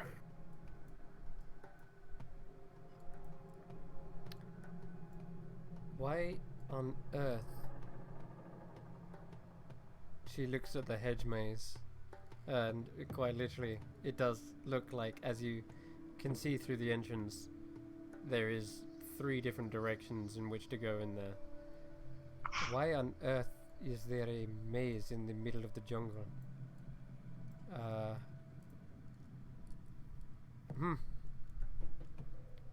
Well, actually, I question this, but Ubteo is known as the god of mazes. So, this could be in some sort of temple to him. A shrine, perhaps? What is Upteo's full title? Full what? Type? Title. He seems to have a lot of titles. Many gods do. Even your human gods from Baldur's Gate would have, or Waterdeep would have Pelor, the All-Father, or the Morning Lord. But Ubteo is known as the creator of Chult, founder of Mesro, father of dinosaurs, and the god of mazes. He's got varied interests. Well, Very well. the maze is considered the jungle itself.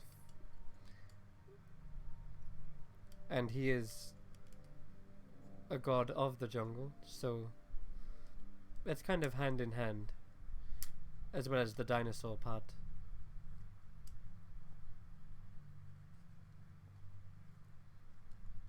I think there's, enough overlap that it makes sense. I mean, the maze and the jungle thing I'm getting, jungle's a maze, that tracks. But the dinosaurs, that seems off kilter. I feel like Ubteo is really confusing his theme here. She gives you a side eye. Did you just hiss? Yes.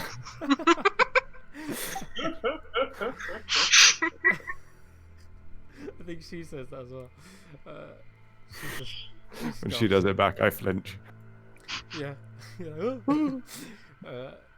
Anyway, this thing is massive by the looks, and she starts walking about 10-20 foot around, and sure enough, this thing doesn't seem to have an exact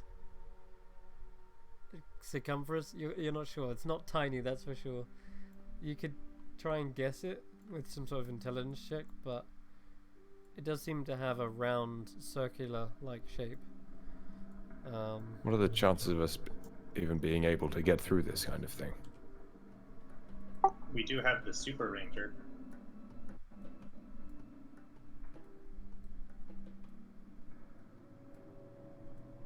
That is true. Maybe you could guide us through the maze. I could absolutely try if we want to. I mean, if it's open at the top, you could have Rufus fly over us and kind of help guide us. I mean, the trick to solving any maze is to just keep turning left. Is that how that works? I thought Well, it was eventually always you'll to exhaust. the right. As long as you choose one direction, eventually you'll exhaust all possible outcomes. I mean, I really wasn't a fan of One Direction. God damn it. And that Turn tastes to like... hell from whence you came. I'm trying. Wait, what? What? You said something? It was a joke. Oh, okay. Thank goodness. Iku seems to be suspicious of you, Igne. I'm obviously not from hell. You see, I guess I have horns. Shit. And scales. All of Yes, my yes. kind have scales. But then I can't say much either, can I? And the scales No. part isn't so bad. At least he has legs. It's true. Very true. I have legs. Look. And she kind of wiggles her feet at you. And she wiggles her leg in such a manner that it kind of almost resembles the slithering of a snake. Careful. You might end up losing it. Well, then I would have to stay in my snake form, wouldn't I? Curses. Foil. You're bad at this game. So, are we going in?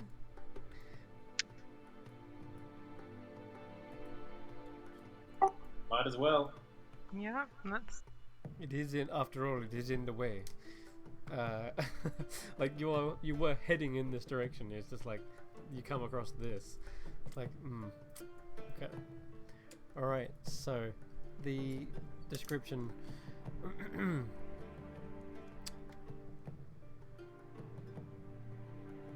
Nope, doesn't have one. Cool. Right. So, you begin to enter into this hedge maze, and you can move your tokens as you wish.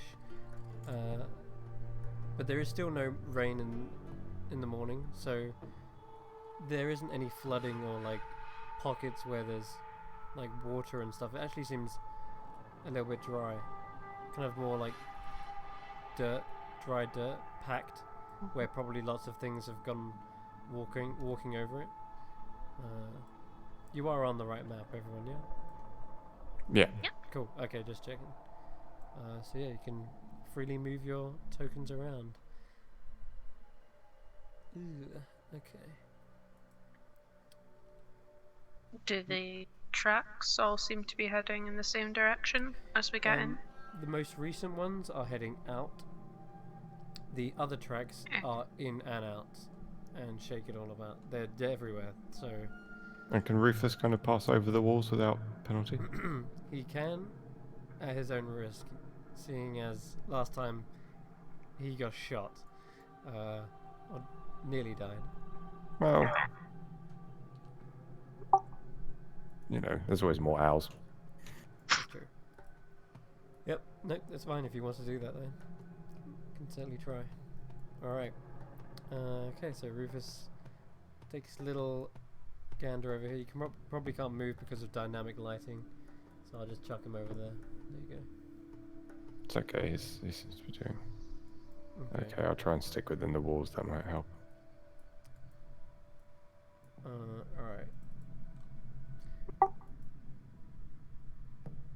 The immediate area at least seems pretty clear.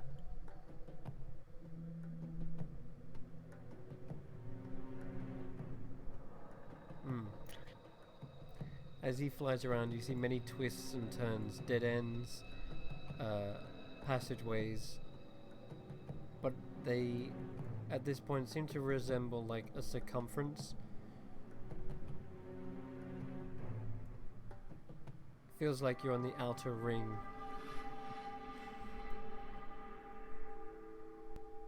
Of the maze, that is. But it definitely feels like perhaps navigating around through this would end up in getting closer to the center, perhaps. And if he wants to fly over the wall of that rim, he can try. But it seems like you're sort of flying over the outer ring at the moment.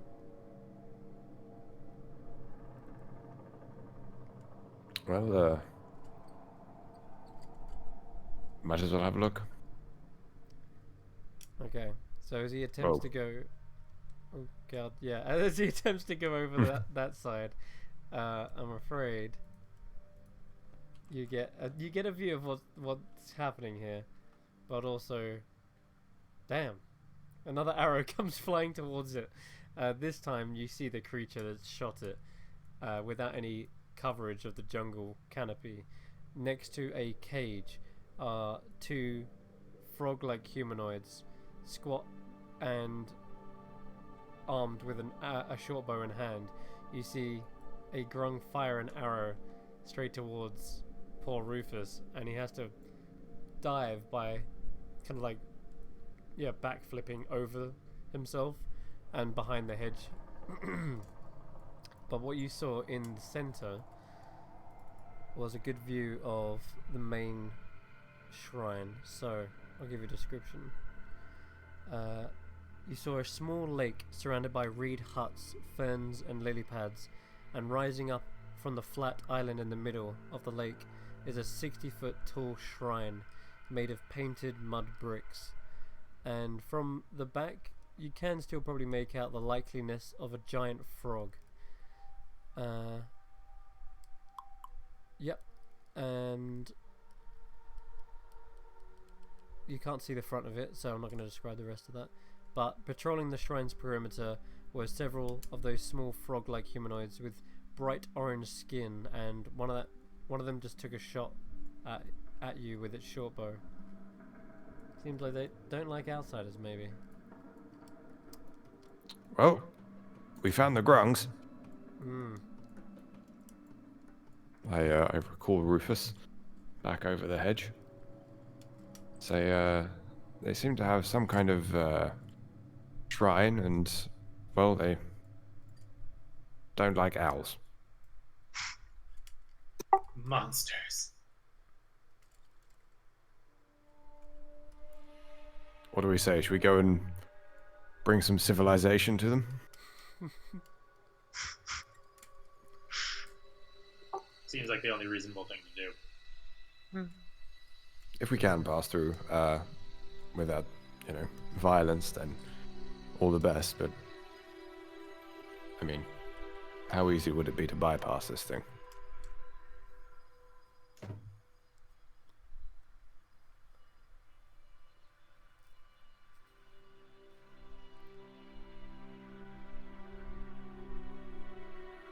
I say we forge in. Alright. Right. Feel free to move your tokens, and I'll tell you when to stop if something does come up.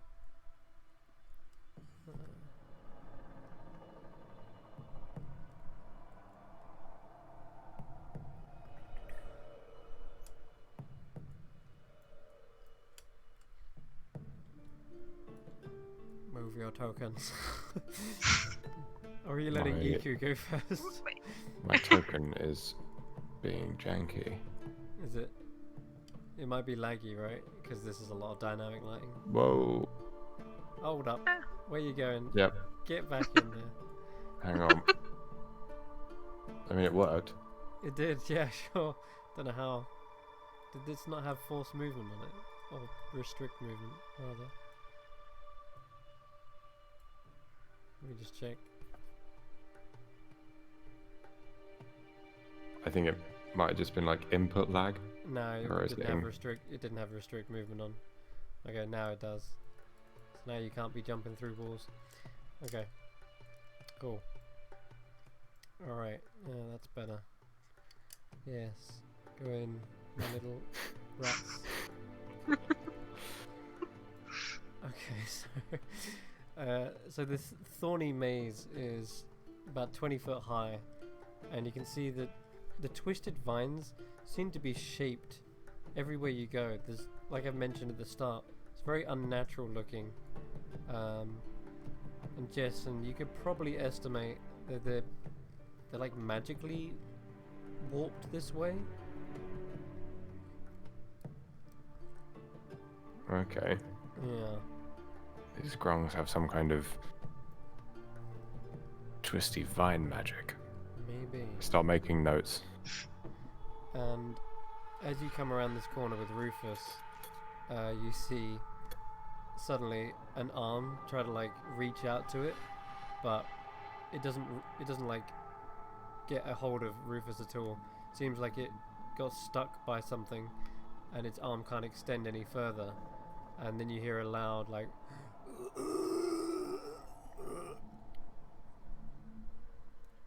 Ew. I'd like Rufus to have a closer look at whatever that is. Yeah, you can see like a rotted hand is trying to reach around the corner, and as Rufus slowly keeps his distance and flaps around, you see that there is a very poor looking zombie that has been impaled on the thorny wall.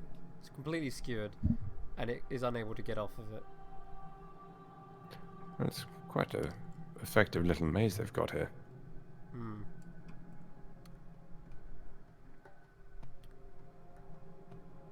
How are we all feeling about pressing on? Everyone good? Mm-hmm. I just thought I should check. I'm never really at the front of these things. But here we go, 25 hit points. Da, da, da, da, da. Okay. All right. Alright, I'll take over if you want. Oh no, it's all well and dandy. Okay.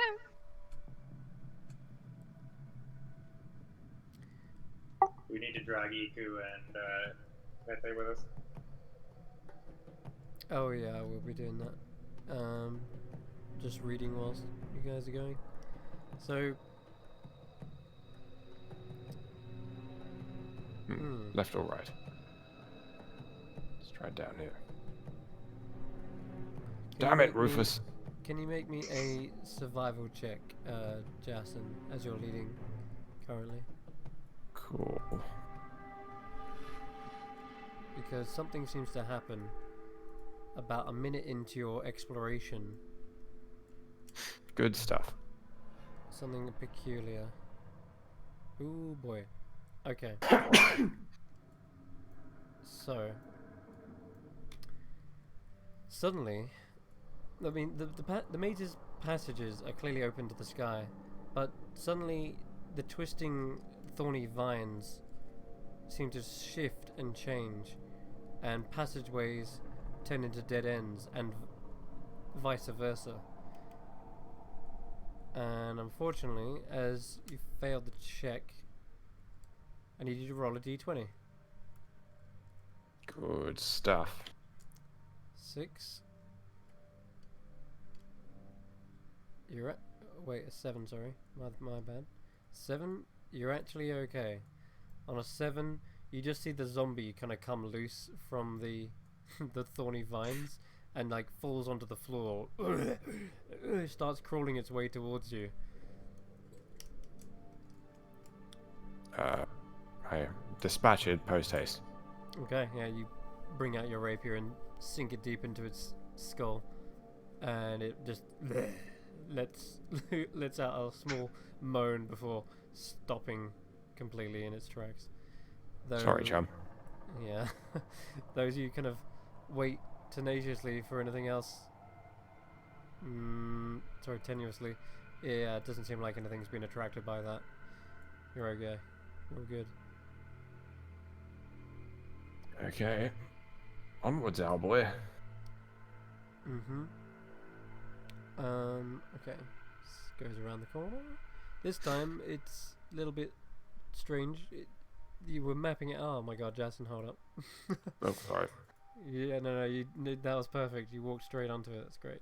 See, there's a T now. Okay. Yeah, you can see it right there. Cool. Good stuff. Don't know what this tea is. Let me check. God, wish I'd. It's for terrific. It's tea for terrific. What a Can't- terrific occurrence. Can't possibly be anything bad, right? Jesus. Teleport to center of maze. Well done. Mm-hmm. Tea time. Tea time break. and level up. God damn it. Okay, right. I need you to roll a dexterity saving throw. Oh, good. Oh man, not great. I'm afraid you take. I used all my good rolls of the first half. You did. Okay, the fall isn't too bad, but a pit suddenly opens up beneath you, and you take 6 points of bludgeoning damage, and roll me a d4.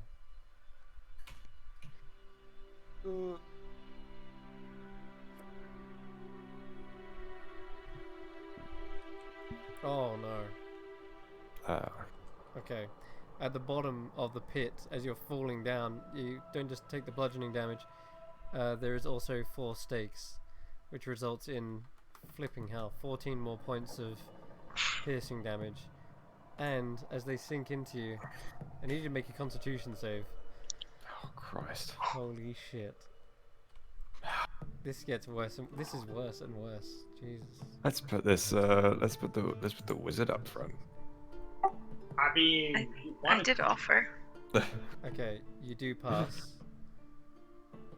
You do pass, so you're okay. The poison is surging through your veins, but you're able to resist it just barely. But you see, poor Justin is skewered almost through. There's a 4 stake in my butt. Yep. Is that not enjoyable? Nope. Oh shit. I'll reach down and try and pull him out. Okay. Yeah, the pit is only 5 foot deep, and it's enough where you could like lay down prone and offer a hand to him. You grab a hold of Igna's scaly grip, and you're yanked off the spears. The damage is already done, but my god, is it painful as you come off of him. And Carrick will walk up and cast Cure Wounds at 2nd level. Okay. Whew. I'll take over and go in front. Okay. That's a good shout. 18 points of healing. Thank you. EQ also says, allow me as well. Or are you okay? Yeah. No, allow me. She does. Thank you. It was 18. I don't want to impose. Yes, and it was 18 plus whatever you had. So I think you should be at 23, right? Okay. I thought you said it was 13 points of healing. Plus the extra. Warlocks always have to upcast their stuff, so it's 5 plus. Oh, no, 13. that was Carrick, not me. Oh my god, my bad. Sorry, Carrick. Right. Okay, you get an extra 5 from EQ as well. So am I taking You're at full. 18? You're at full, man. You're good. You just got 23 points of healing. Yeah. Lovely. And I'm also going to cast Mage Armor on myself. Mm-hmm. Ugh, thank you for that. Quite a prick I just got.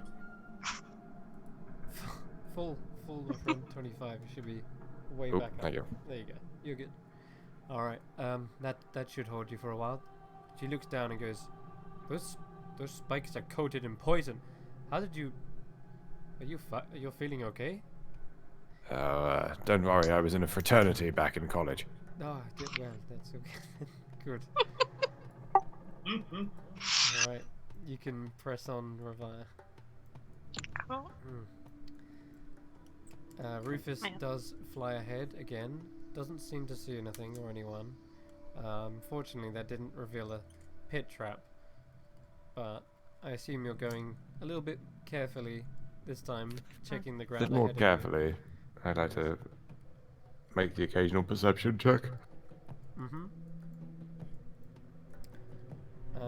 Yeah, you can make one.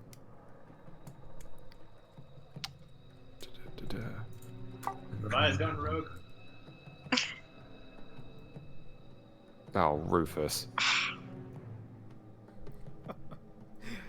I'm afraid you don't detect any, but Don't worry, chaps. It's all clear from here on. there is a stain of blood on the ground that everyone decides to give a wide berth.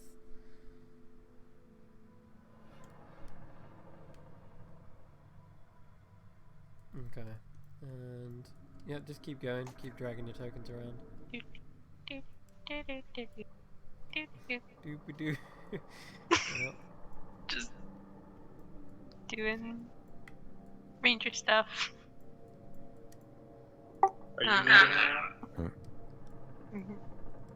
Yeah. A token seems to like occasionally stop accepting commands and then it will shoot off in one direction. Right, it's probably because I just turned on restrict movement or something. Let's go this way. It's also probably because the map is full of Let's dynamic go lighting, so this it's a bit laggy. go this way. Good. Fuck dead ends. Going around. Where did you go around there? Go around here. Okay, hold up. And then go to there. And then went, oh fuck dead end. There's some more teleporters in there. Do you want me to put myself back to where I was? No, because you didn't go like all the way in. But I would like you to make a survival check, because at that moment, as you walk kind of into that area, you do see suddenly the walls around you starting to twist and turn. A 12? A 12? Okay, that's a fail. You can roll a d20 as well. Okay. It's a 4. Really? Okay. Yep. You're okay. It seems as though, although the vine kind of closes up behind you, another one opens up in front of you, and you actually see the back of your party, which is Jasin, just coming around the corner. And you have to kind of loop around and then make your way back to the front again. But in any case, it's a little bit what's the word, disorientating, but you feel like you're still going around in a anti-clockwise direction at the very least. Okay. Should I just shoot on? Alright, yeah, keep going, keep moving. Which way did you go? Because we can't see. I'm here. You see me pinging? If not, yeah. There I am. Hello. What way are we going? Let's go this way.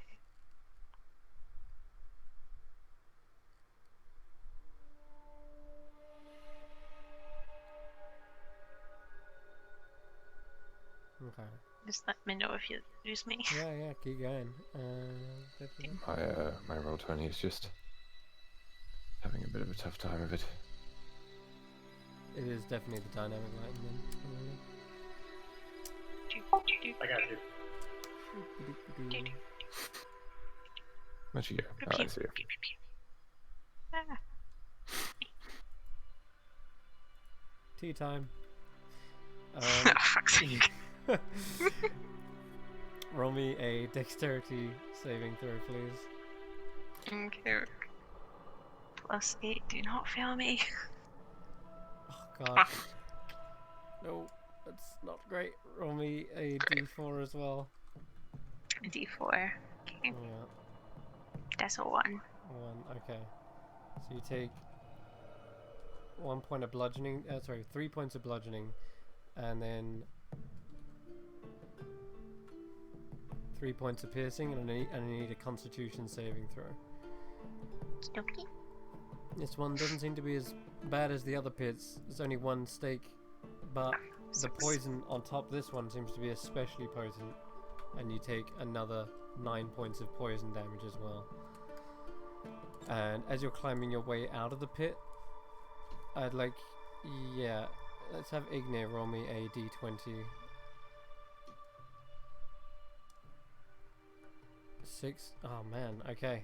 Despite like letting out a bit of a yelp of pain, there is no one to suddenly jump on you during the during this trap.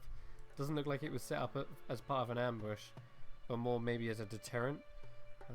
Anyway, you can actually pull yourself off this one because you've got most of your limbs available, and you have to climb back out, but a nuisance nonetheless. Cool. Okay. On we go. As you were, yeah, keep going. Left or right? Let's go this way. Pew. So Yep. surprised. You've rolled like 3 times on that table now. And Revi, you can roll me a survival check as you realise you've just come into a dead end.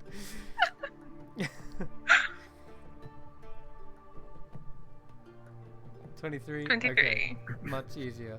The maze does wrap around and contort, but you're able to quickly navigate back, find your group, and go through the wall, as this is now an open passage. So I'm just going to drag Cool. you guys over to here.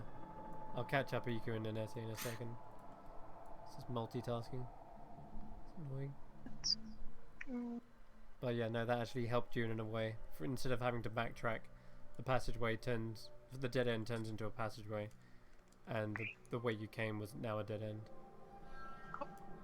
Oh, yeah, I see what you're saying. The lag. Oh. Oh god.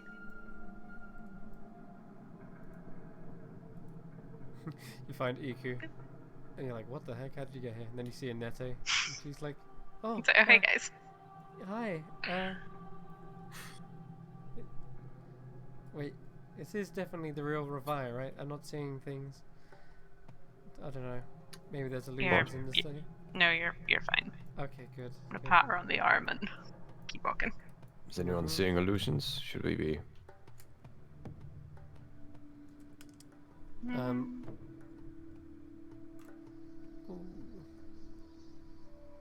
There's something very strange at this point, and everyone hears it. You all hear a throaty croak that sounds at once both lusty and forlorn, and its source cannot be asserted. Oh no. Ascertained. Sneaky, horny frogs.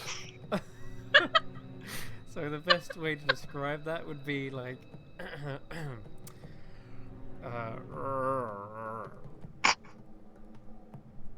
like a So someone's getting frisky. but Sorry. it's a little bit more forlorn than that. So it's like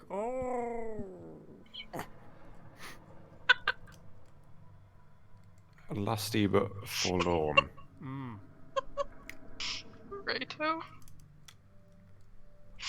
Let's just keep going.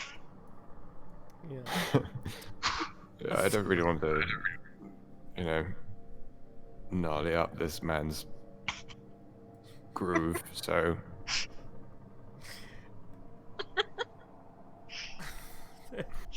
Continuing round. Oh god. Keep going. I'm gonna- Revive, I'm make gonna- me a perception check this time.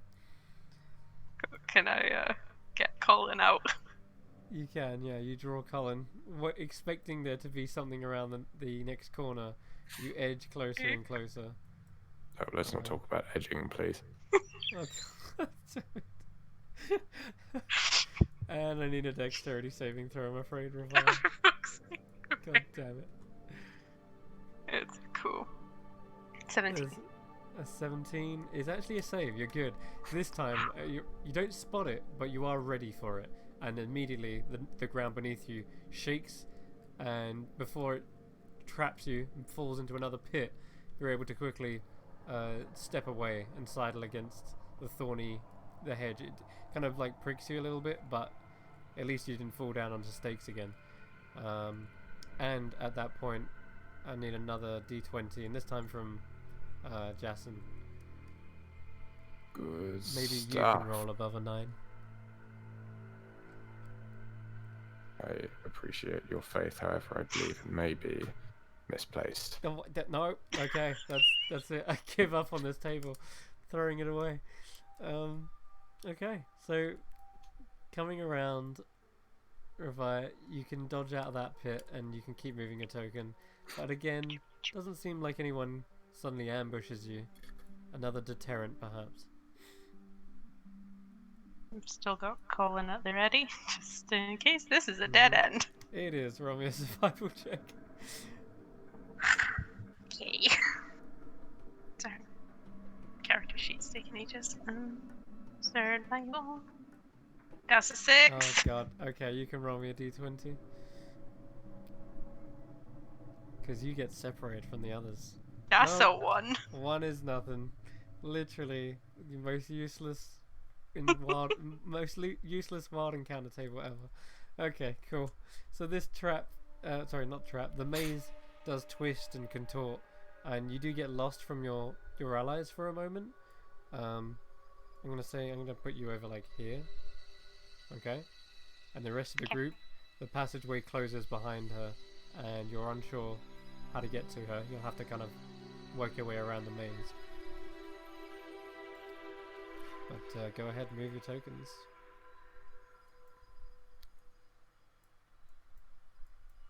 Yep, I'm just gonna wait. Oh, so you're just gonna wait, Revive. Okay. It's not the worst idea. I know the easiest way of finding her would just be to send Rufus out over walls and stuff. There she is.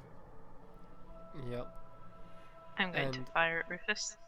I'm kidding. Rufus spots that Revia seems to be on the other side of a wall, and she would have missed it if Rufus hadn't kind of flown past. There seems to be an exit in the maze.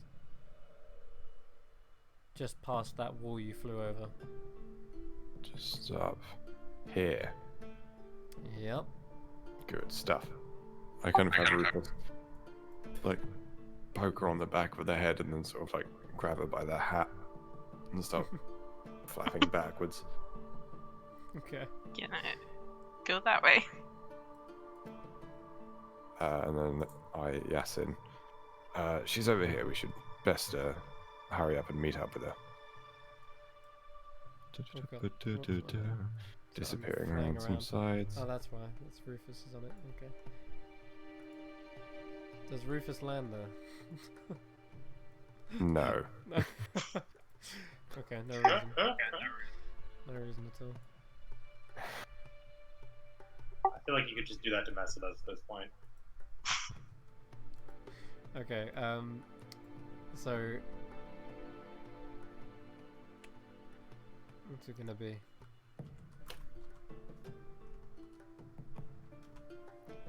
I'm afraid it's Revia.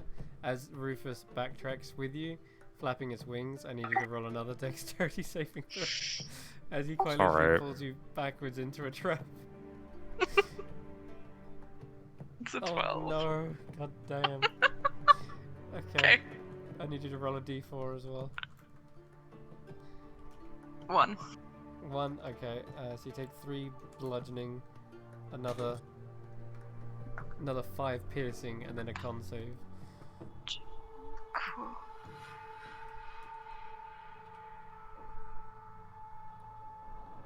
Oh 7. god. And another 3 poison. Ouch. God. And at this point, one last d20 roll. We're just gonna toss it out there and see what happens. The last one, because this is the exit of the maze. He's rolling it. I guess we'll go back round to Igni, yeah. Kivil, you can roll me one. 1 second delay. Okay, no problem. It is pretty bad.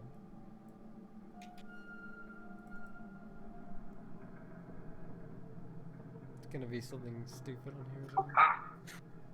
5. Cool! that concludes the maze, guys. So the exit leads out and into this lake, and now seeing from the front, that large shrine I mentioned is a depiction of a giant frog sitting perched at the edge of a set of stone steps, and there is an entranceway into the shrine. Looks like there is a dozen or so grung standing outside with spears. Others have short bows on their backs and quivers of arrows. And as you come around this area, I'm just going to drag you on and out into the actual... There we go.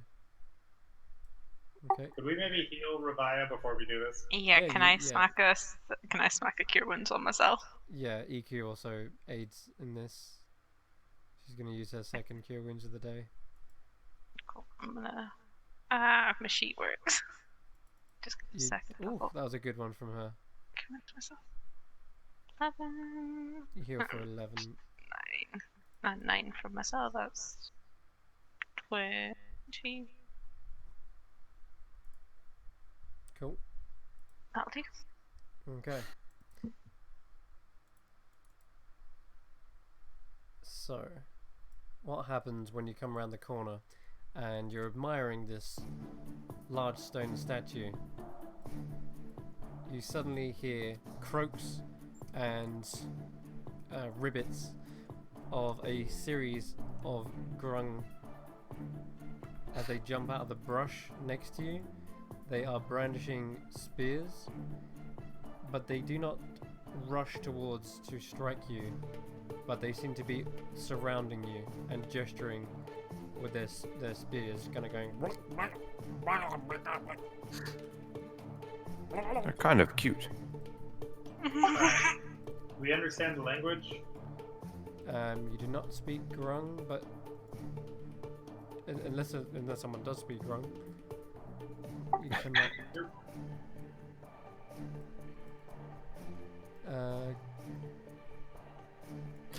I What do put you my guys hands do? up and say, "We come in peace. We're just passing through, looking for a way through the maze. That was all." And they look at each other, trying to like ascertain what language you're speaking. My name is Jason Silvermane. I am an explorer. I put my hand over my eyes and start like looking around in a cartoonish, explory manner. Okay.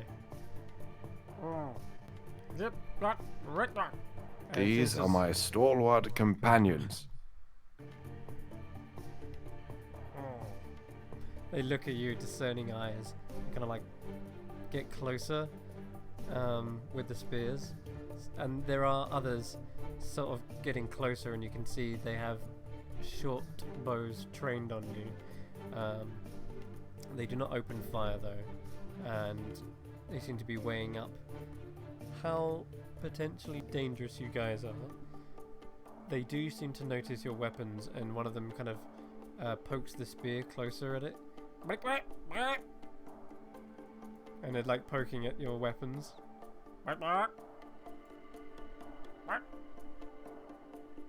And he gestures his own towards the ground. They want us to rid ourselves of our weapons.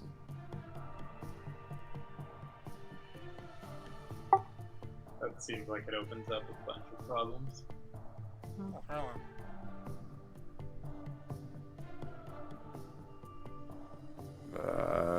Well, nothing ventured. I would like to, I put my rapier in the ground.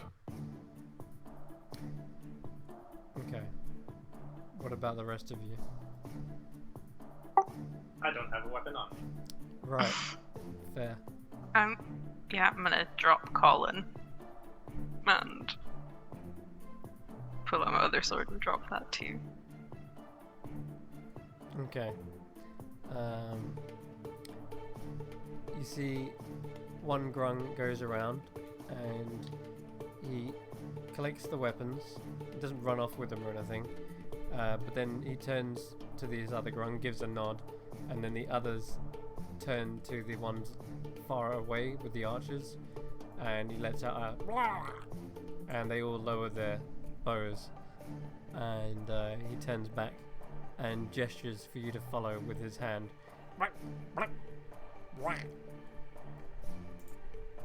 Almost sounded like a duck then, but yeah, he gestures for you to follow at this point.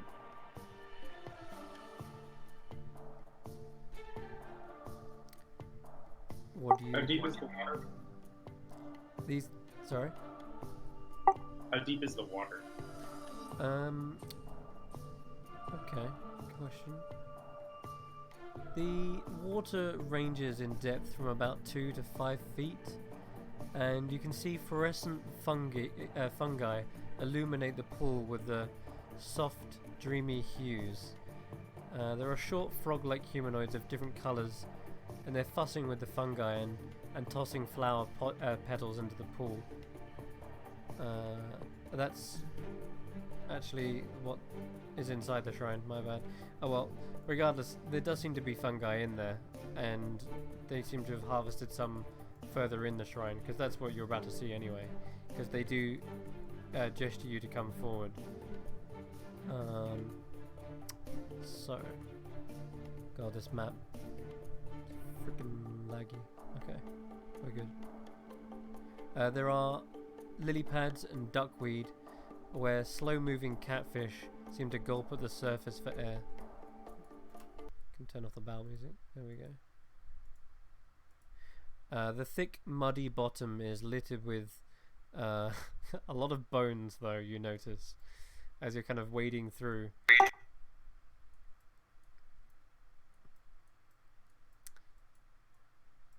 But eventually you do make it to the other side. And that's when you see inside the shrine, as I mentioned before. There's flower petals kind of being thrown into the center of the shrine. And there's this real aromatic kind of aroma in here. It's strange. There's mixes of perfumes and flowers. Not what you was expecting, but sitting in the center of this shrine is a larger grung. He seems to be kind of more bulbous than the rest, and he's sitting atop what looks to be like a fountain, or maybe a sort of makeshift throne, but it's a set of steps effectively that lead up into a fountain area, and he's looking over you guys. There's two, what colour frog are they? I think they're blue. Let me check. Either way, the grung inside seem to be of almost different colour to the ones outside. The majority seem to be green, and the ones that are like actually escorting you, and then the ones kind of outside the shrine are orange, and then as you go inside they're blue. And there seems to be, at this point, you recognize a caste system where the different colors represent maybe a rank within their race.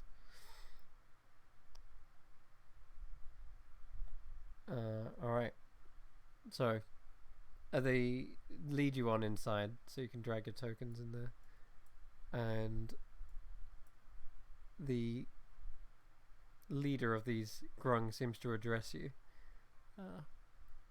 and as he speaks you have no idea what he says at first, but that's when one of the other grung speaks up and actually begins to translate, and this one seems to be speaking in common, the one to the side, and says, all hail King Grok. And you hear the other goblin, the other grung sort of like let out a small ribbit of a salute. Ooh, yeah. Very sorry, I need to go AFK a second. A strange cat has just walked into my kitchen, and I need to ferry it out before it sprays everywhere. Okay, cool. Just a minute. Have fun. Jesus. That can happen. That's probably looking for food. Alright. But yeah, it says, All hail King Grok. You come to Dungrunglang. Dungrunglang. What brings you here? At such a Well- important time. We were actually just passing through. We didn't mean to stumble upon your people here. Your very respectable people. We just wanted to pass north. Hmm. Well, your arrival seems to have been fortuitous. For King Grok is ready to perform a special Sorry. ceremony. What kind of ceremony is this? A ceremony of love. And you hear the king sort of like Oh god. and I vote for Carrick. Yes, I think we can all agree that Carrick votes for himself. yes, they seem to be in reverence of this. All of the grung seem to be ribbiting quite loudly at this point, as they're all getting really worked up about this ceremony. They seem to be like super into it, whatever's happening. Yes. They're having some kind of fraugy. What? No. I muttered that. Okay, cool. It seems like this one translator was about to turn and translate, because he's like going back and forth in common and grung, and it goes to translate that part, and then actually turns and then shakes its head. No, this is a ritual between King Grok and the goddess Nang Nang. It is a ritual to woo her. Oh, that's fascinating. Would you oblige me to take some notes? I'm an author, you see. Yes. Nang Nang is a goddess. She will bless us with generations of god-touched royal groklings. And how is our being here fortuitous? It turns to you and says, well, you can help, of course. Push This is Carrick desperate forward. times. Ghouls and zombies threaten our existence. But you've made it through our traps. You smarter than zombies, yes? Brr. I would like to hope so.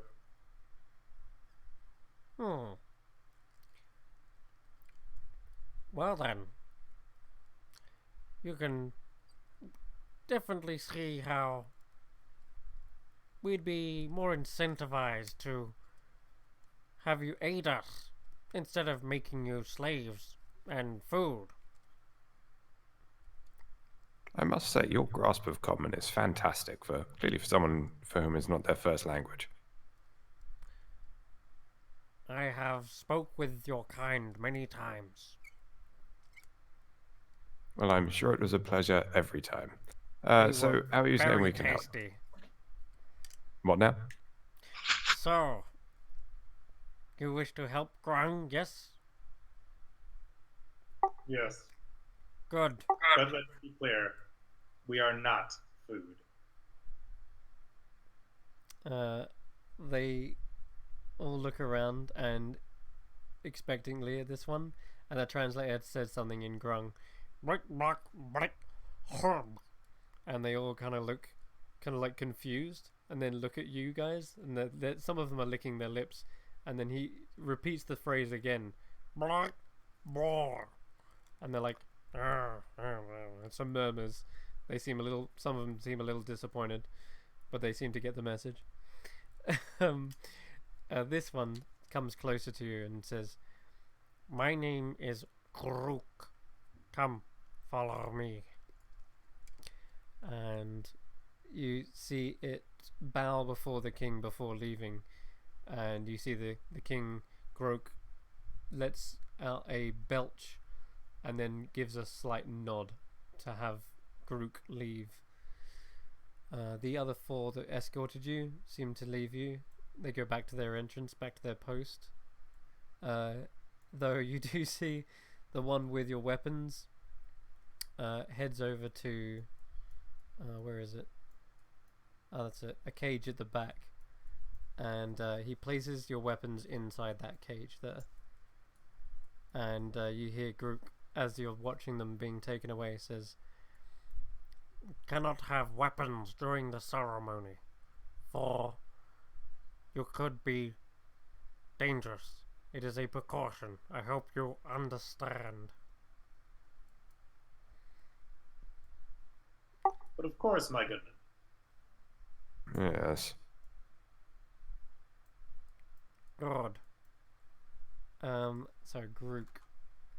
There they are. It's a red grung, this one. Ooh, Rico okay. Mohawk. Yes. Alright, okay. What do you learn about Grook? So Grook takes you over to a separate location on the side. There's a little hut.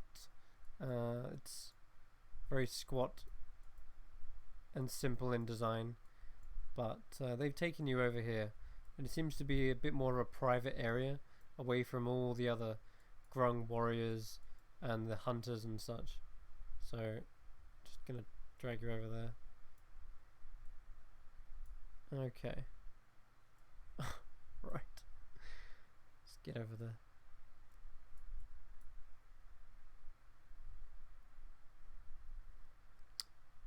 Okay, oh yeah, forgot to mention. So Grok, out of all the other colours you've seen, stood out way above the others.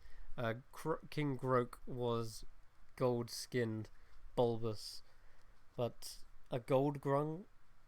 Iku even remarks on it and says, "I've never seen a gold grung before. That is quite the sight." What does it mean? The colours, they're often more powerful. The green ones are like scouts, I think.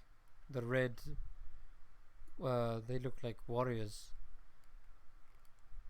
I'm not sure about the blue or the gold, though. Well, it seems like the gold one's got its horn on. Yes, not sure about how grung mate. I didn't go that far into detail. I know how to fight them, but...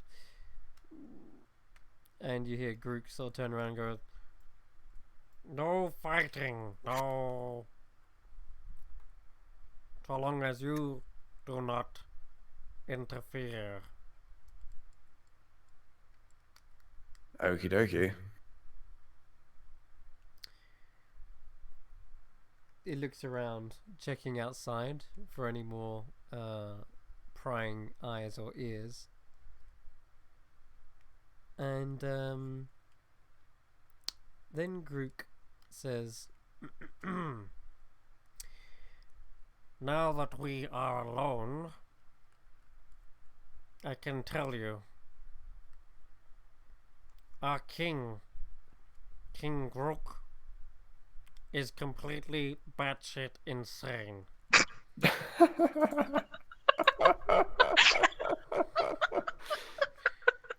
Mm-hmm. Okay. This great ritual to summon Nang Nang will fail. Consequently, I also fear for my own life, because when King Grook fails to summon Nang Nang, he's going to be very angry and try to blame it on someone, and I'm probably that scapegoat. Well, that's very astute of you. Mm-hmm. Now, what makes So- you think that this is going to fail? Now, I'm not saying you're wrong. It's just I want to make sure we're on the right side of this, and honestly, it's rather fascinating. So, please give us details. Because I can do this, and you see her like suddenly make plant growth suddenly spurt out of the ground, and vines and weeds and lily pads suddenly bloom. And she says, "And I can do this," and you see her skin go all like hardened, like bark. Not bad, right? Not No, bad. that's pretty good. Yeah, I'm impressed. Everyone else? So Yep. so impressive. Great. But And I can't was the summon. maze yours? But I can't summon gods. Well, that seems like a fatal flaw. I think it's perfectly fair. But the king is adamant that we are going to do this for him. He will not take a no for an answer.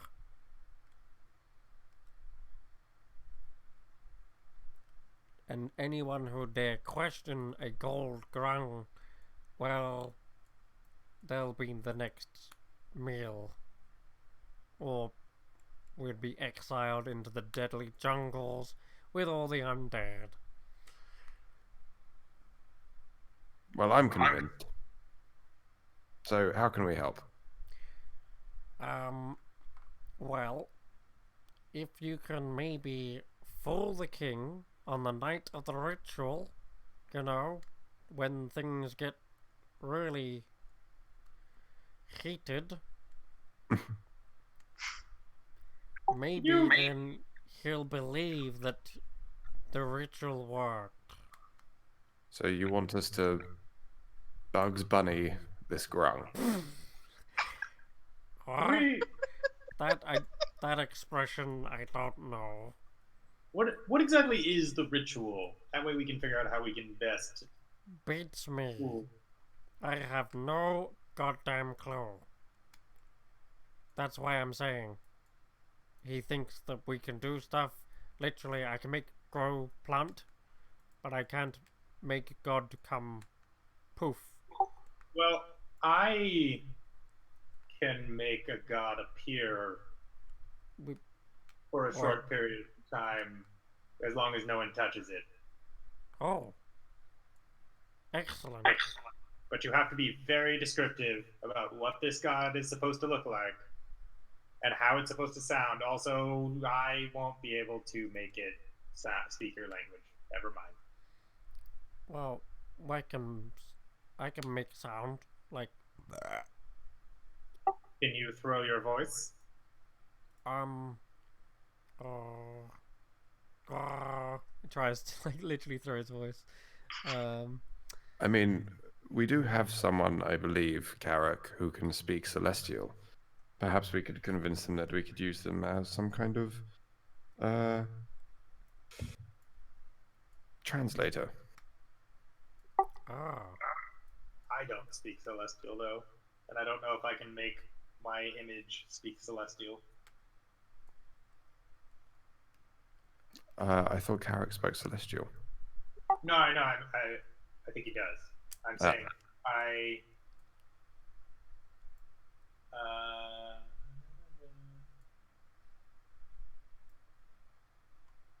if he were to whisper the words to me and I could try and say them, I could try and speak through. I could have the thing speak. Yes, have it speak. But will you be able is this some sort of illusion? Yes. I may have something to help. And you see the red grung comes over to a little section of leaves on the ground in the hut, and they start to push away the lily pads and leaves, and there looks to be a covering, a small hole in the ground, and they bend down, reaching inside and gripping something with his little webbed hands. You see a box, and opening it up, there is a collection of little paints inside. Maybe you can use these. Make the illusion seem more real. With paint? Not just any paint. And she starts setting out each pot, and they do look rather marvelous, you could say.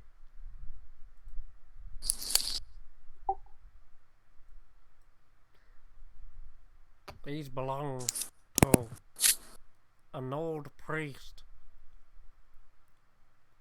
When they passed away, they gave them to me. You can Well, paint that things is into fascinating. existence. And whatever you paint becomes real. This could definitely be helpful. I've been hiding it from the king. Takes Maybe- 10 minutes to cover 100 square feet. This is crazy. it's bonkers, this stuff. But yeah, one little pot's a skull, another is a little frog, a fish. They're rather adorable, and they each come with a Looks variety so of brushes. So, This is yours to keep if you can help fool King Grok. definitely. I mean, But Even if we get to keep these things, I'll marry him right here. I mean, I was going that direction, but you know. Well, here, Jason, why don't you hold on to these for the moment? as an added bonus, I'll even throw in this. And you see that the webbed hand that's handling the box has actually got a ring on it as well. And says, "Ring of jump. Jump, jump, jump." And it's Sold. It's a ring of jumping. Ignir, start practicing your grung. Actually, I need a description of what your god looks like first. Well, Nang Nang is a grung like us. Croaks like us.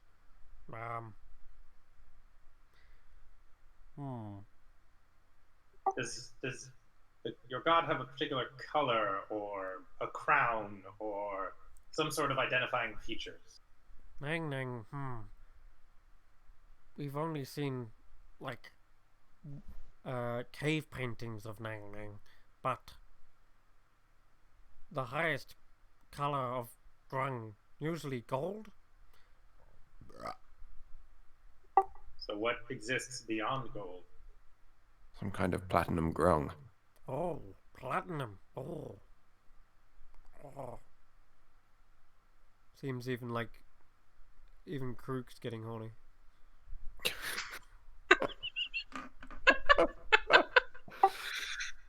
It's reminding me of science class back in the day.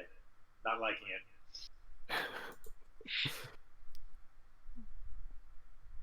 Well, And give her some platinum grungs are good. Maybe, When is maybe this give us some scheduled? hips and some lips. Is this gold, by the way? Does it look gold? Yeah. Yeah. Okay, cool. Yeah, that's King Grok then. He's kind of got speckles on his face. So, when is this ritual taking place? Is it tonight or tomorrow? Let's have a look. Because I can practice out of sight of everyone. If that's the thing. She did say it was fortuitous, so I'm gonna say it's tonight. Yeah. Well, shit. Technically, I have 2 shots at this, so I could try practicing first to make sure it looks good. And then we can do it again later. I can cast a mean- spell on you that will allow you to comprehend languages. Well, If you want, But I can. You go. no, go for it. If you want, I can be your guinea pig for prepping looks because I can disguise self. But Oh no, I was gonna cast Major Image. Oh, major. Oh, new spells are so cool. Yeah. That's fine. This is what I took instead of Counterspell, so it seems more useful right now. Well, if I could cast Comprehend Languages on you, I mean you can at least understand what the king is saying and thus change the illusion thusly. We could, in fact, say that the illusion can't speak to him because the mere sound of her heavenly voice would surely drive him insane. Well, he's already insane. Well, But drive him more insane. Kill he her. thinks himself a visionary and a romantic. He loves to hear stories about the outside world, but that's how I came to be so high in the ranks. I know about human world and stories from outside. But I think I climbed too high. Well, we'll be sure to try and save your life. Mm-hmm. It's a Because generous. it'll be my head if this goes wrong. You mean if this goes wrong? Very good. Back, back, back, back.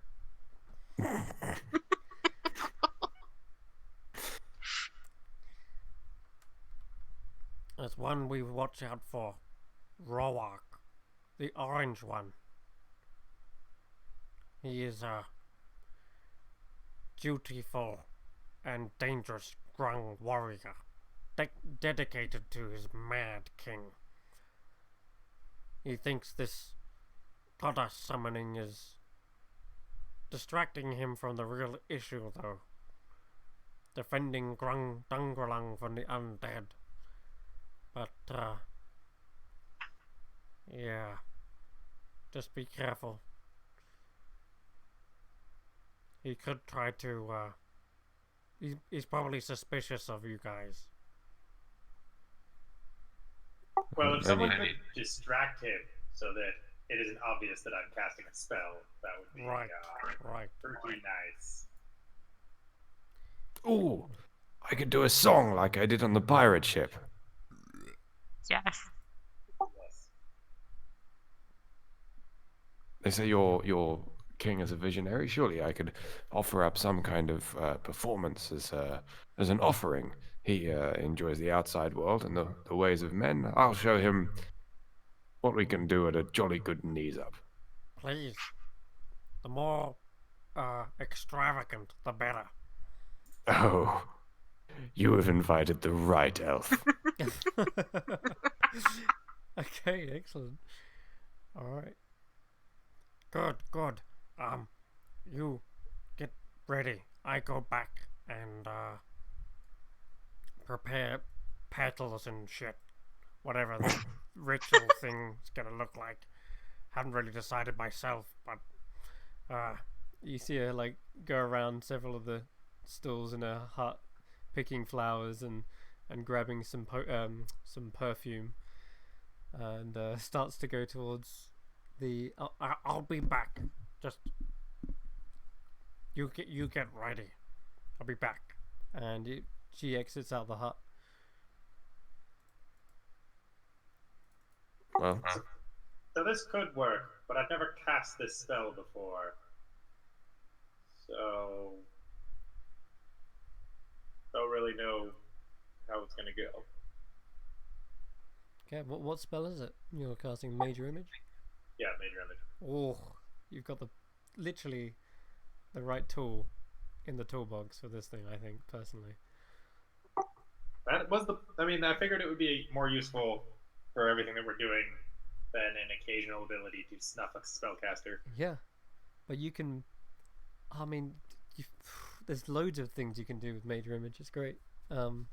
Smell, color, sound. But yeah, you can also add to it with your own other spells if you've got stuff like Minor Illusion or Prestidigitation. And yeah, it sounds like Jacen's got an idea to dazzle the audience long enough to conceal the fatal, to conceal any any flubs that might happen. Oh, there's gonna be no flubs. It's gonna be great. Okay, I like the confidence. Cool. Who wants to give a voice to Nang Nang? Is it going to be you then? Give Igni. I don't. Well, I can make the thing talk, but the issue is I don't know any of the languages that they need. Right, but Carrick has comprehend languages, doesn't he? Yeah, but that means that I would understand it. I don't think I could speak it. Yeah, that's true. That's tongues. I could have it speak Abyssal and just really confuse them. That's true. Or Infernal. Or Draconic. Whatever. I suppose it just needs to be exotic, godlike. They don't need to know it's not celestial. Maybe we could ask our little grung friend if any of the tribes speak Celestial or any of these languages. And then we could translate. Yeah, that's a good question. We could translate for the god. Okay. As they come back, they seem to be. They smell like of perfume, but Grok has returned. And as you ask this, they go, yes, actually. A lot of grungs are proficient in Elvish. Huh. Yep. Wouldn't have seen that coming. Nope. But hey, that's a nod to Blip Blop from our Saturday game. Because why not? Well, it's a good thing I don't speak Elvish. But that means they don't speak Abyssal. Oh. But King Grog understand Elvish. But I don't. Oh. But one of you does. You, elf. Points towards Revire and then points with another finger towards Jason. Yes, I can certainly speak all kinds of Elvish. No. You man. This goddess. God. S. Goddess. So, yes. so we could have Revaya be hiding somewhere and voicing the illusion. In the illusion. In the illusion. Yeah. Very well. But that still doesn't solve the problem that why would your god speak to you in Elvish? Because Elvish is honeyed.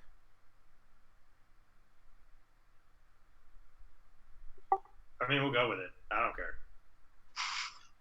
It's the language of love. Gross. Revaya, can you give me your best grung goddess impression? Can I be totally honest with you? I've never thought about what that sounds like. Well, you're on the spot.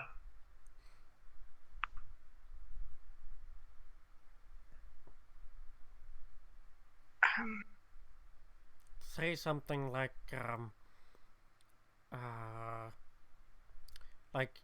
you have won my heart and stuff like that. You know, you really gotta sell it. You wanna It's worth too many golds. But say it like a horny frog god. right. Yes. Horny frog god. Goddess. You gotta convince King Grog that he's really wooed you. But, of course, this illusion, right, is coming to an end at some point. So that departure has gotta be handled in a way that, he won't be suspecting the trick. Or that he's been abandoned forever. She needs to convince him that she's going to be waiting for him in Froggy Valhalla. Ah, yes.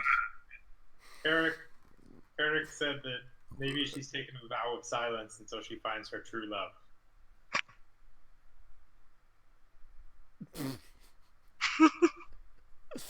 Oh god. I mean, what's wrong with just saying, sorry, can't speak to you, or your brain will explode because I'm a literal deity? I like that version. I think that's a solid. But how do we impart that information without them exploding? Gotta say it at least, I guess.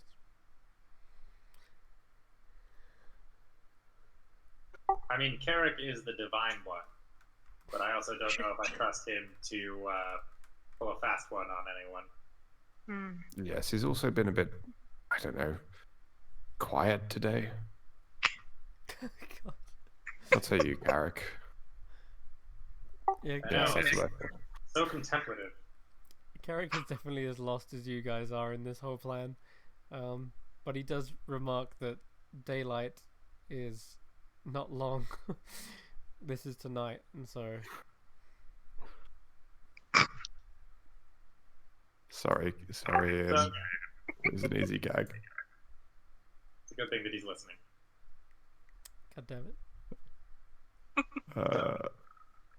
Do we go with Ravaya trying to be horny frog goddess voice in the illusion, or do we just have it speak a language that I can understand, and maybe they can't, and then I translate? That might be better. I mean, I'm not exactly going to be fooling anyone very convincingly. Oh, what about? I mean, actually, Carrick could say, I could cast enhanceability, is what he would mention. Yes, because you may need it more than I, if we were to go through with a plan like this. Oh, that's brilliant. Oh, that is Carrick brilliant. With the save, cast comprehend language on the king. Wait, can you Perfect. speak a language that you cannot comprehend? Did he actually text that to you? He did. Put it in. It's in Discord. Discord. Man's a genius. But yeah, I guess that would work. So you would allow him to understand but not reply, right? Right. Okay. So I could speak Abyssal through the god, which may sound a little weird, but at least it would be something they wouldn't know normally. And then Carrick cast that as like a benediction for the ceremony. 1 second. I just read the spell. For the duration, you understand the literal meaning of it, blah blah blah. I don't think you can cast it on someone else. Can you cast it on someone else? I know with Mage Armor you absolutely can. Comprehend languages. It's range self, not range touch. Oh wait. Oh boy. Let's check Mage Armor. Damn. Yes, you understand that you hear. You also understand it. Yes. I'll just check out. Yeah, Mage Armor's touch. This one's self. That's annoying. Well, Balls. sorry. Looks like you're doing the voice after all. Good luck. Hey, at least everyone gets to contribute, right? Who wants to paint? And she holds up a paintbrush.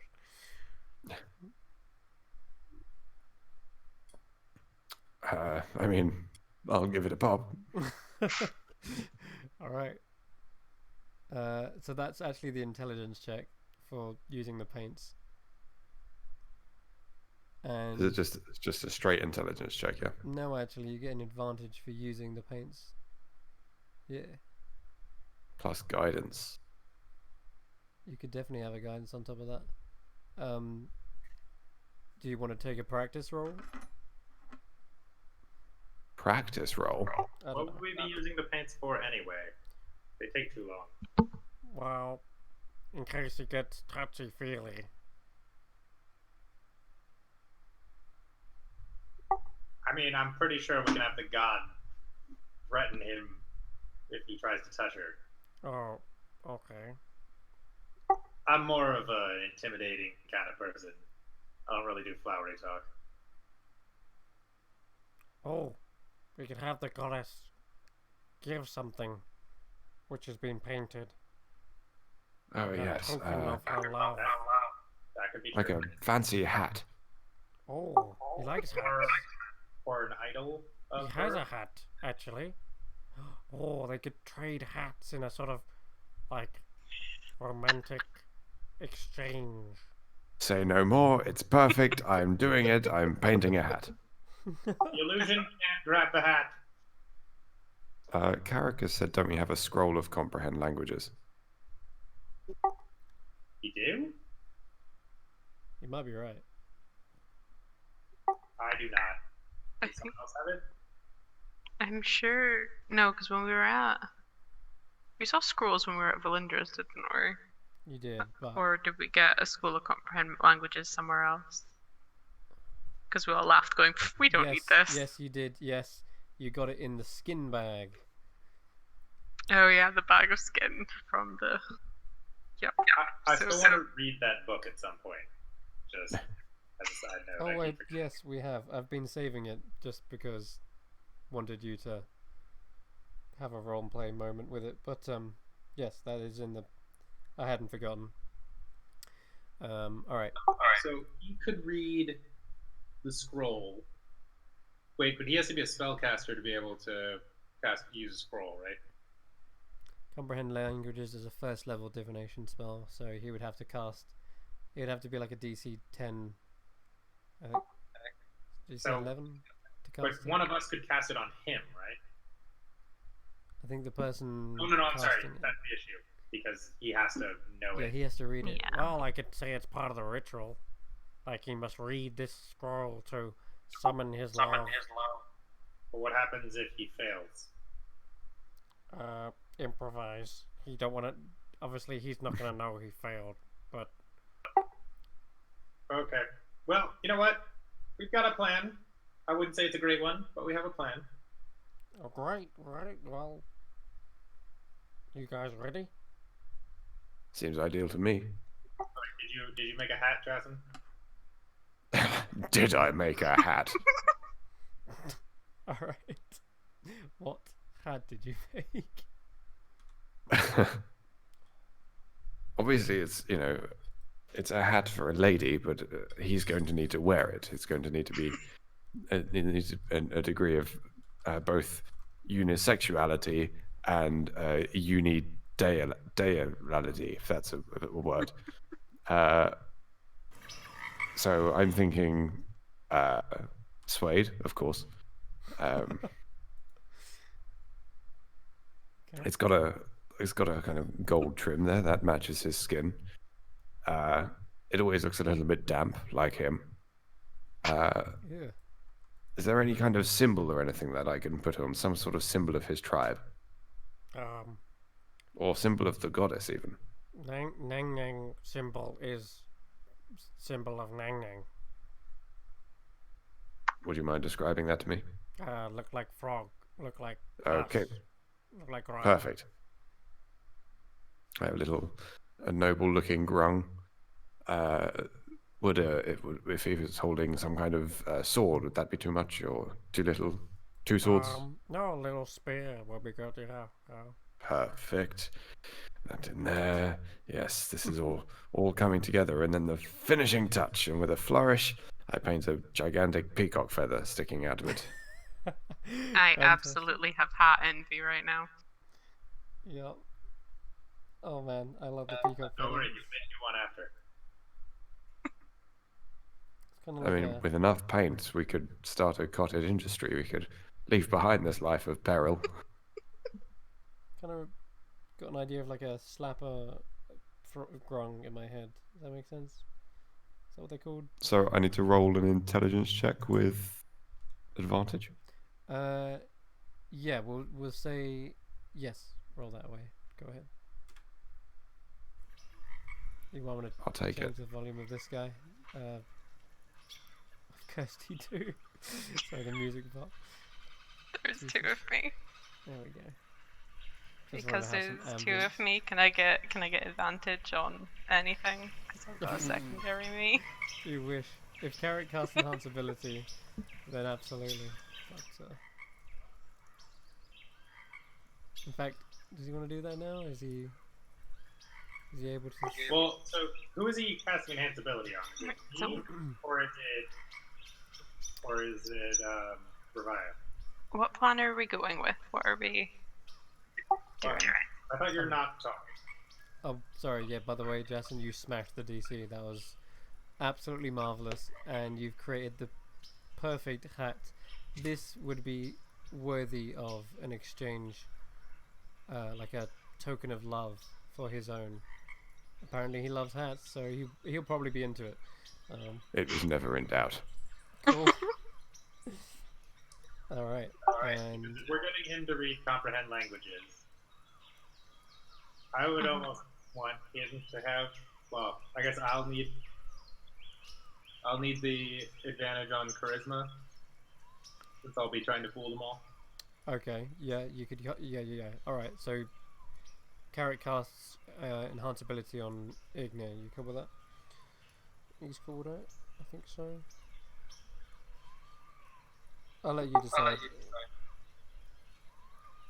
Because I know Yeah, I mean, he lets you take control of his character, so that's cool. because he doesn't know any better. All right. Okay, so is that a concentration spell? I believe so. Okay, that's fine. Cool. Just checking.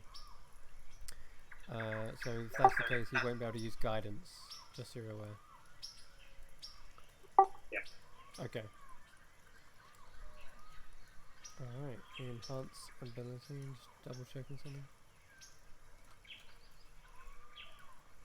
Just want to read the spell for myself, or if you could click it on his sheet into the chat. Either one's good. So it's giving you Eagle Splendor. And it is concentration up to an hour. Okay, cool. So he'll cast that when the ritual starts to begin. That's probably the most optimal time. Then what else? Okay. Alright. We got the illusion, we got the hat, we got the voice, right? You're doing the voice with the illusion? It's gonna be through the illusion, yes. Okay, and right. Got any words lined up for when you've got to make your departure? We'll figure it out. Okay. Alright, let's get We'll this do it on live. the road. Alright, follow me. And Grok leads you out, back across the waters, wading up and into the shrine itself. Come. And you're led up and into the ritual room. Iku and Annette just looking at each other like, what is going on? But they follow along regardless. Okay. Jason, roll me a religion check. Because this is... And I guess Carrot could at some point as well. I am also proficient in religion. Okay, yeah, go right ahead. If you're proficient, you can roll. Jason, this is something based on last time I mentioned jungle spirits. As you look around the room, seems again these could be similar paintings. Like you've noticed before that painting of the frog with the tentacles, that doesn't seem to be resembled here anywhere, but they seem to be of a similar sort of art style, like wall paintings and such of Grung with short spears. And oh my god, Ignir and Carrick, you've both definitely probably starting to piece this together. Nang was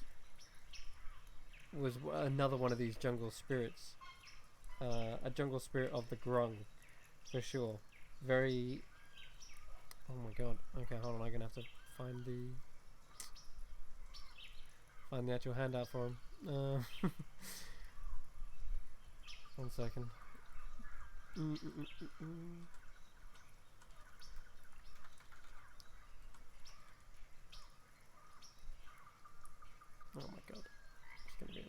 Mad.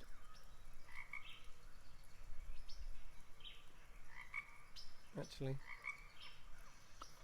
this looks to be good. Yeah, you remember Nang Nang as being selfish and cruel. Probably not two aspects that the king will appreciate, but it depends. If you want to go for accuracy, then absolutely. But let me just give you an image of what this looks like. Doop-a-doop-a-doo. Save changes. There we go. Should all see Nang Nang now.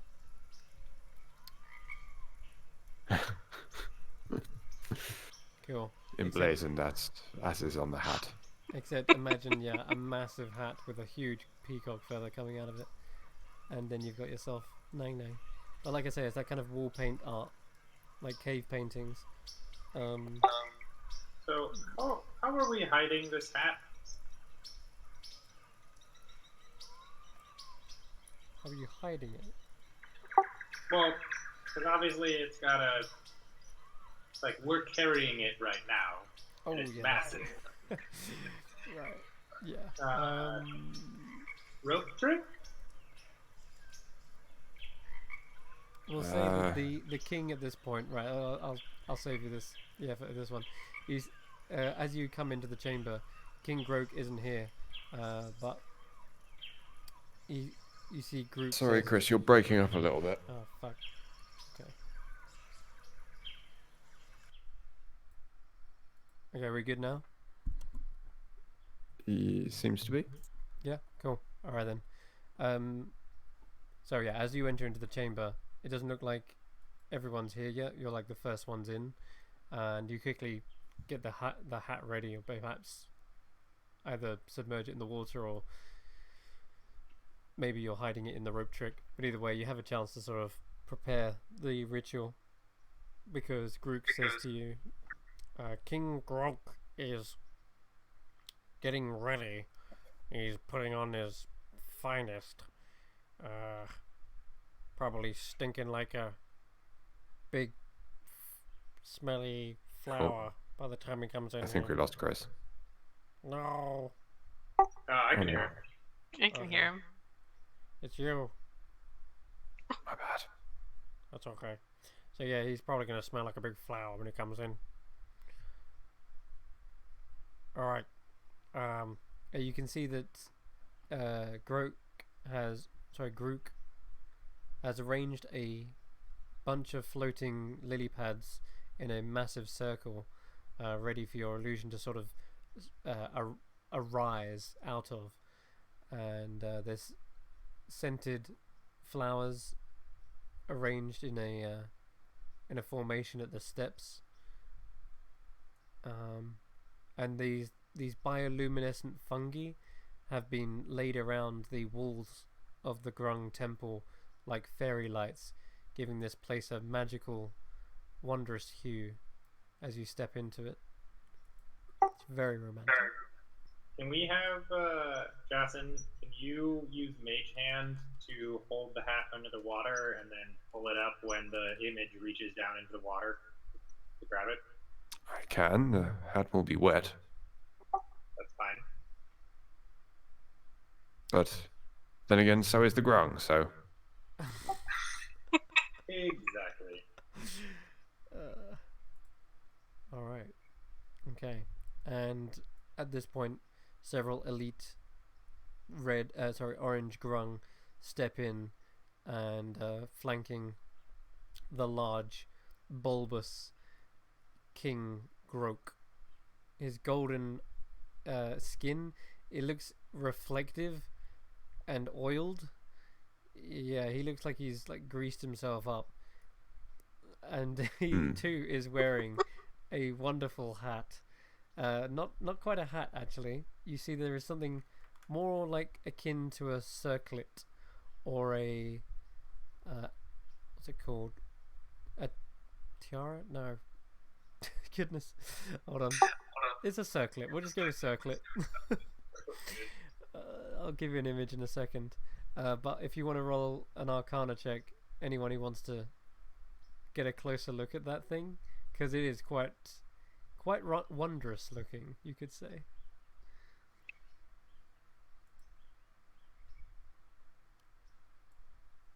$22, nice. That's gonna definitely Arcana. identify it.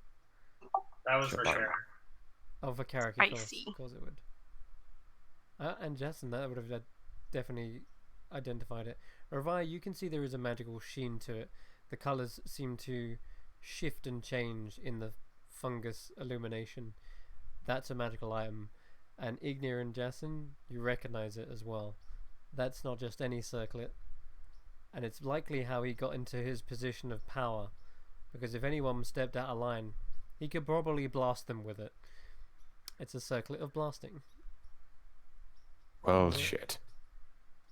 Don't worry, I have a plan.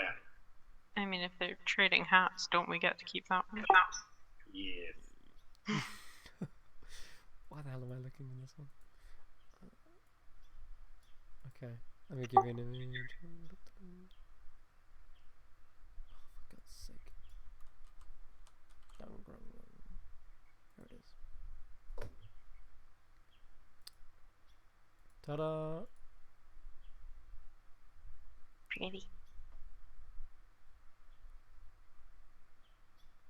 Not bad. Yeah, it doesn't suck. It's pretty handy. Not attunement either. Awesome. That's crazy. Cool. Alright, so that's the wondrous looking circlet that he's wearing. He's got a number of other different jewels and gems over his body, like rings and piercings, but none of those seem to give off the same luster that this thing does. Okay, alright. He steps on in and wades his way through the pool. In fact, he does like a bit of a backstroke, and you see that all the other grung are collected in here, kind of like, they seem to be impressed at his muscular form swimming through the waters. And then finally he sits himself atop the fountain. Alright. And he turns around and lets loose a belch to signify the start of the ritual, I guess.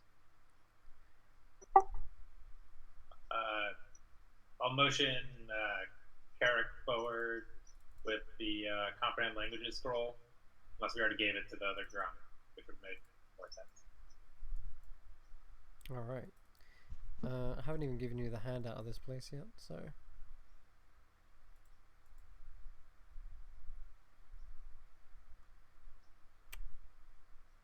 What the heck?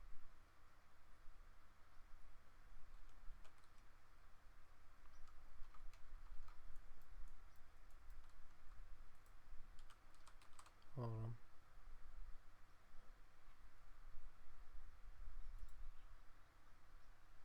I could have swore there was a handout for this. What the heck? All good. No, okay, no worries. I'll just show the image up here anyway. There's no reason to keep the dynamic lighting on at this point. So I'll just remove it. Probably be less laggy as well.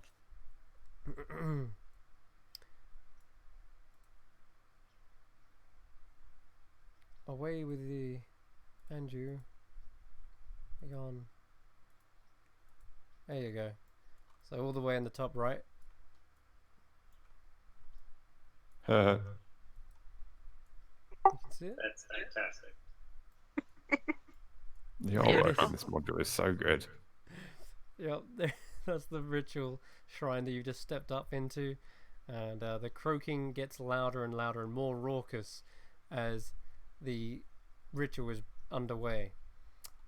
You see the illumination kind of pick up from the fungi. It looks like Grook is also casting a spell of their own, and you can see the light sort of glowing and then dimming and glowing and dimming to create this kind of dazzling effect. And all the grung are like wide-eyed looking at it. And there's a slight rippling to the water, and Ignir, you see a kind of wink from Grook. I'm going to motion to the scroll.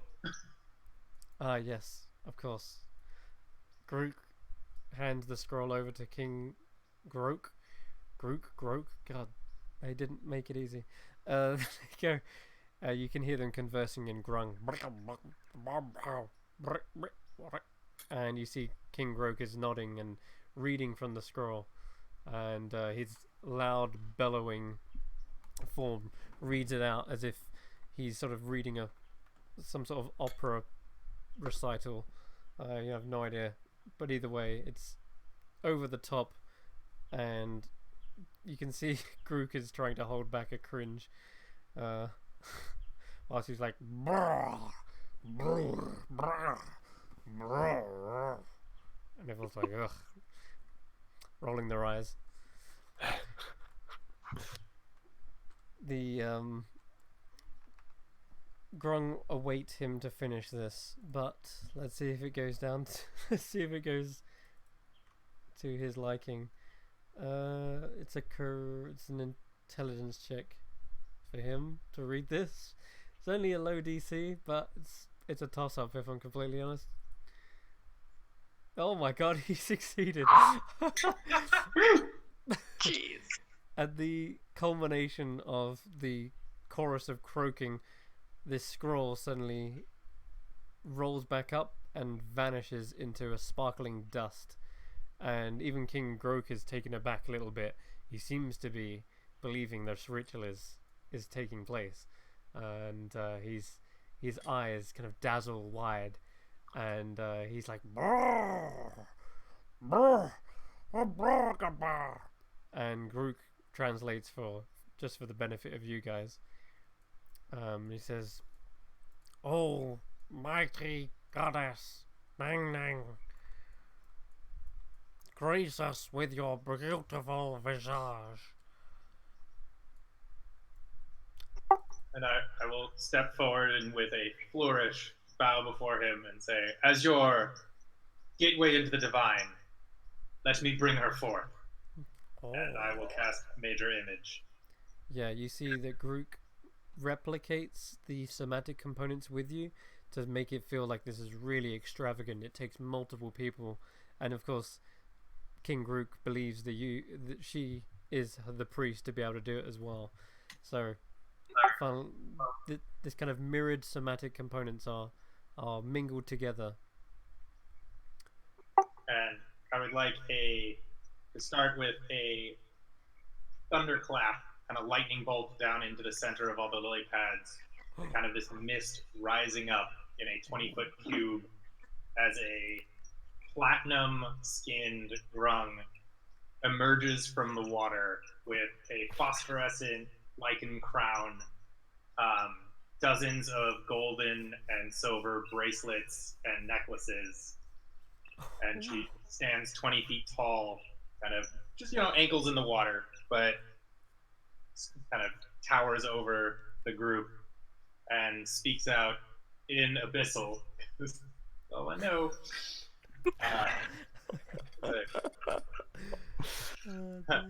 Mighty King, I have received your summons. Do not speak. It is unnecessary at this point. But let me tell you of what we must do to make this compact complete. And I will have her reach down into the water to grasp the hat that is submerged there. Yep. Pull it out, mirroring Jason's mage hand, however it appears. We must exchange tokens of our love. Whoa. This hat represents my love for you. Whoa. Please, come forth. Take it upon your brow as a symbol of my blessing. You see, it's like he seems to be enamored by her image, and the first check is, I'd like you to basically convince the animation of Nang Nang to be real, the way she appeared and everything, all that description you gave it, I'd like you to make a deception check. Smashed. You see that King Grook almost falls to his knees. He is clearly a Nang Nang simp. And he's just like...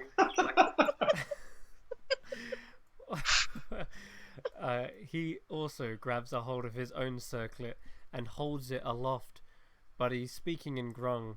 You can't understand what he's saying, but he's like...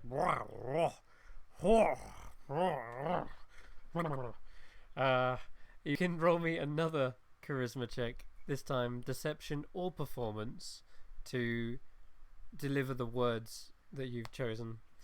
Oh, okay. I have advantage. You Because do? of- Oh yes, enhanced ability. Thank God. Whew. Okay. You're still in the green. I mean the clear. Still in the grung. Okay, the words are beautiful, even though weirdly everyone else is hearing this in abyssal, so it's more like but the grung is loving it nonetheless. I guess it's the closest thing to a kind of croaky, throaty frog speech. And the exchange is made. The Grung King hands over the circlet of blasting, and he adopts the new feathered peacock crown.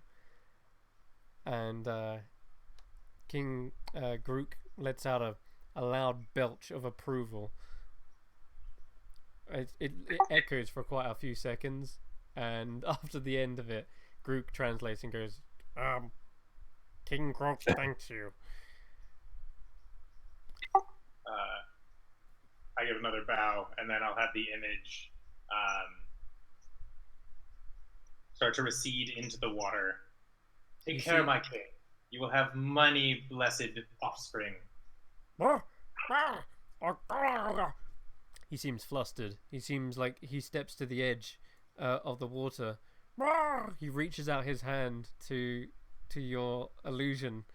At the moment he goes to get near it, just it vanishes into mist.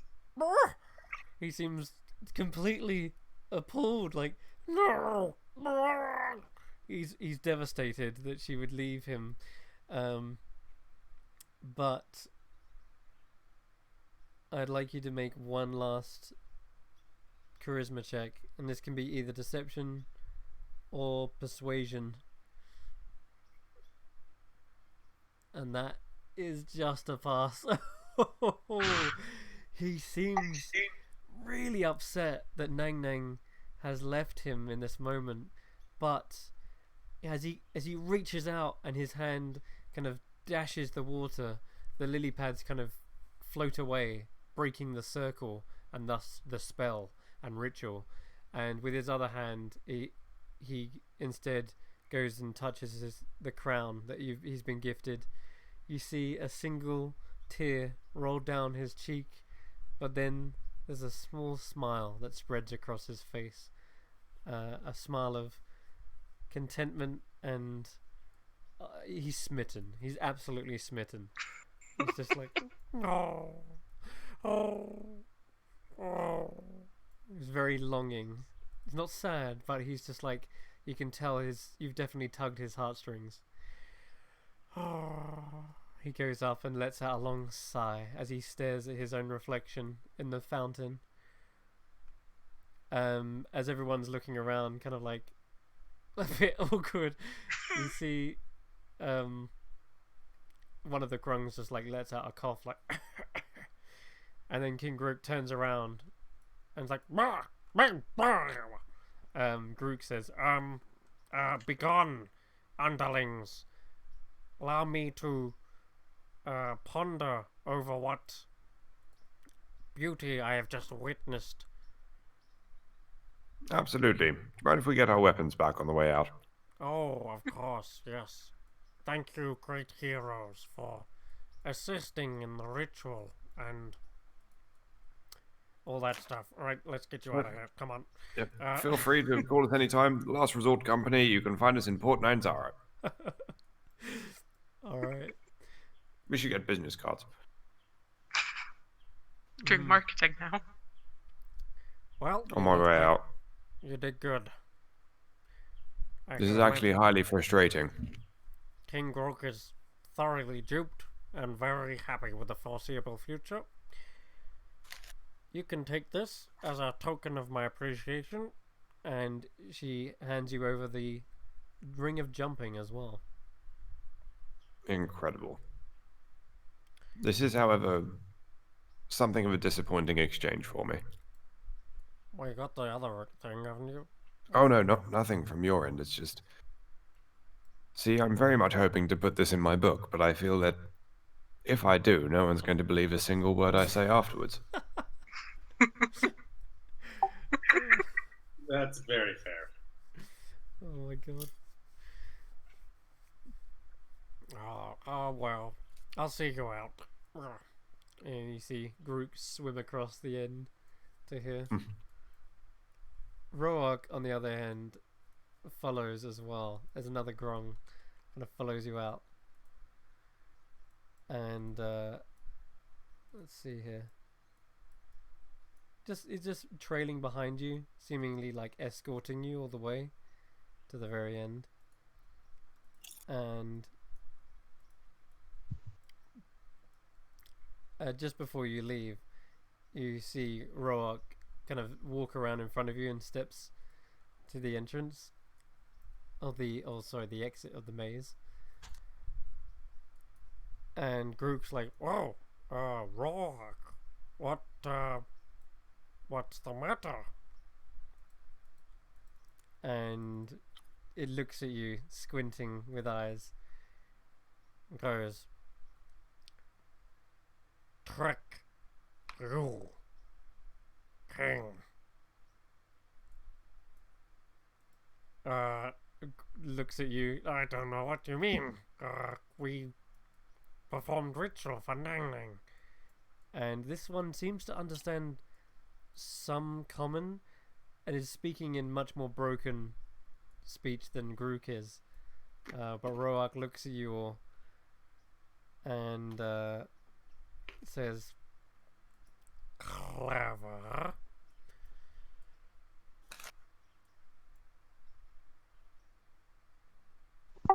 Do you wish to upset your king by trying to claim that the experience he just had was fake? I'm sure he would look upon that with great displeasure. There's a churring noise coming from this Grong as he mulls over your statement. He steps forward, looking at you with his eyes in yours, and then lets out a sigh. He steps away from the entrance and says, "At least we can get back to kill undead. You kill undead." That we do. It is our great pleasure. Leave then. And One question on behalf of Garrick, who steps forward in his weird Githyanki way. Have you guys seen a sort of large metallic man construct thing roaming around? Goes by the name of Vaughn, answers in bells. Metal man. Goblin god. He spits onto the ground. Not goblins, you know. Construct. Goblin god. Goblin Golem. god. God. God. Oh, God of Technically a goblins. shield guardian.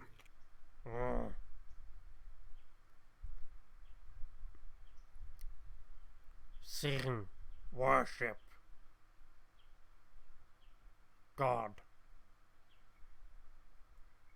Sorry. I think what he's trying to say is he's seen goblins worshipping a metal man. And where was this? Good question. Let's go back to the map.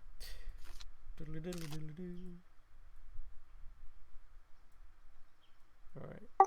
Also, will someone put those items in their inventory so we don't forget? Who's getting what? Should we just chuck it in the party bag, or I suppose divvy it up? I don't know. I mean, I already have a hat. I don't need it. I don't need the sword whip. I don't think I'd get much use out of a ring of blasting, but No, ring of jumping, circlet of blasting. sorry, circlet of blasting.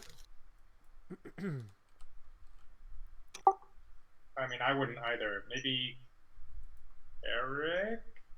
Lol, the ring of jumping is the only one without artwork in the entire module. It's that crap? No, it's not that good.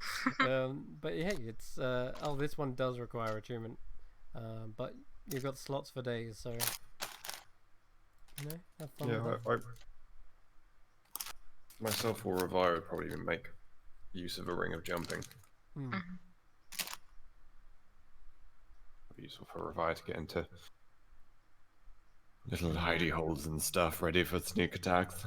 Yeah, maybe. Might be handy, so I'll pitch that if that's okay. He points out to the south. He doesn't say south, but he says far, far, deep jungle. And then he turns and walks away. I guess Carrick would like to get in touch with Vaughn and say, Vaughn, are you currently being worshipped by goblins? Was 2 yes or 2 no? 2 was yes. Can you escape these goblins? There's a long pause. There's a hesitation. And then a... I only get 3 questions, right? You've never pressed on from more than 3. But you take that to mean, instead of a long pause, is like a yes question mark. But that's what Carrick's translating to you. You can ask another question if you want. Or I'd like to clarify, can you escape from these goblins without endangering yourself? Hmm. Right.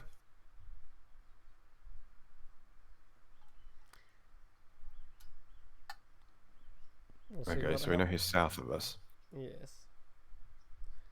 If we could somehow have him... He kind of points off in like this direction somewhere, I guess. Yeah, he's south. But that's when he saw them. Obviously, Vaughn's been trekking through the jungle this entire time, or at least that's what Carrick's been under the impression that he's been getting closer. Although Vaughn, I'm afraid, does not have any indication of how close. He only has a Yeah. direction. But regardless. So, Vaughn, if you move, will these goblins follow you?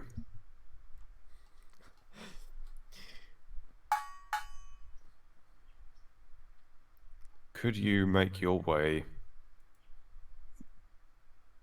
Oh, Alright, that was Johnny went. Could you make your way north to where were we going? Oralunga? That's right. Or along. Yeah. Could you make your way north to Oralunga? It does not reply to that. Okay. Okay. Anyone else got any other questions they want to ask Vaughn? How are you doing otherwise? You know, how are you in yourself? Answer is a yes or no. Yeah, let's say, you know, yes for positive, no for negative. Good. That seemed pretty chippy. So, see you soon. Cool. Oh yeah. Vaughn, are you moving? Are you like on the move currently? He is. There you go. But he didn't seem able to navigate. Like he didn't seem to be able to understand when I said move north to Uralunga. Maybe if I was a bit more vague and just said move north, but then we wouldn't want him getting lost somewhere. I don't suppose we've not been close to him before, have we? So we can't ask if he's been close to us, if he's on the move. Yeah, it's either he doesn't know direction or he doesn't know where longer. But it wasn't a refusal, like no. It was a just does not compute. If it's a silent, you kind of get the idea. It's like a either don't understand or cannot give you an answer, yes or no. But all right. Actually, the Grung Grook who was helping you, the seemingly like magical priest, goes over to the wall at the very south where you guys are, and you see her manipulating the twisting vines, and the brambles suddenly stretch across and pull apart, revealing an entrance. So, and then she offers her hand, her webbed hand, out to let you pass. Thank you again, and good luck out there. Try not to die. Kill lots and lots of undead for us. Well, it's mostly one we're worried about, but will do. Alright. Okay, with that, you depart Drung Grung Lung and push on through the journey. Through your slight detour, but if you hadn't accidentally gone off course, Ravi, you realise that you would have likely never come across those froggy friends. But hey, looks like you came out with more than something. Three magical items. I don't think we can You can't turn our noses up too much. No, I wouldn't. 3 magical items and the story, priceless. That no one will ever believe. Rum, so no one will ever believe your story. Alright. Coming up to 3 now, but so we'll be wrapping up very soon. However, if you want, you can push on. Just give me a... Are you pushing on through the night, or do you want to keep resting when it gets dark with Tiny Hut? I mean, We're not in the... might as well rest up. Oh, I guess it is late right now, isn't it? Because this ritual took place at night. So I guess as soon as you leave, you kind of set up your own camp. Or if you want to stay with them, probably have to turn around and ask. But they seem to kick you out. It seems like Roark just wanted you to leave. Setting up our own camp isn't difficult, and the more time we spend in Tiny Hut is more time that we can't be scried upon. So Right. That sounds right. One would hope. Okay then. Cool. yeah, this isn't the thing. Yeah, if it says it in the thing, then there you go. I would love to look at the book. Cool. I think that's a good place to wrap it up then. Sweet. So yes, as night descends and you relax in the tiny hut, the turquoise hues of the opaque hut is seen from a bird's eye view, perhaps, as Rufus gives one last little scout out and acts as a camera as we pan away from the jungles for tonight, and we imagine what King Groak is up to in that fountain room all alone. No one is imagining what he's up to, Chris. With his greased up body. So, thank you very much for watching. Hope you two have happy dreams and visions of your frog goddess. And we'll catch you again soon. Bye bye. Night night.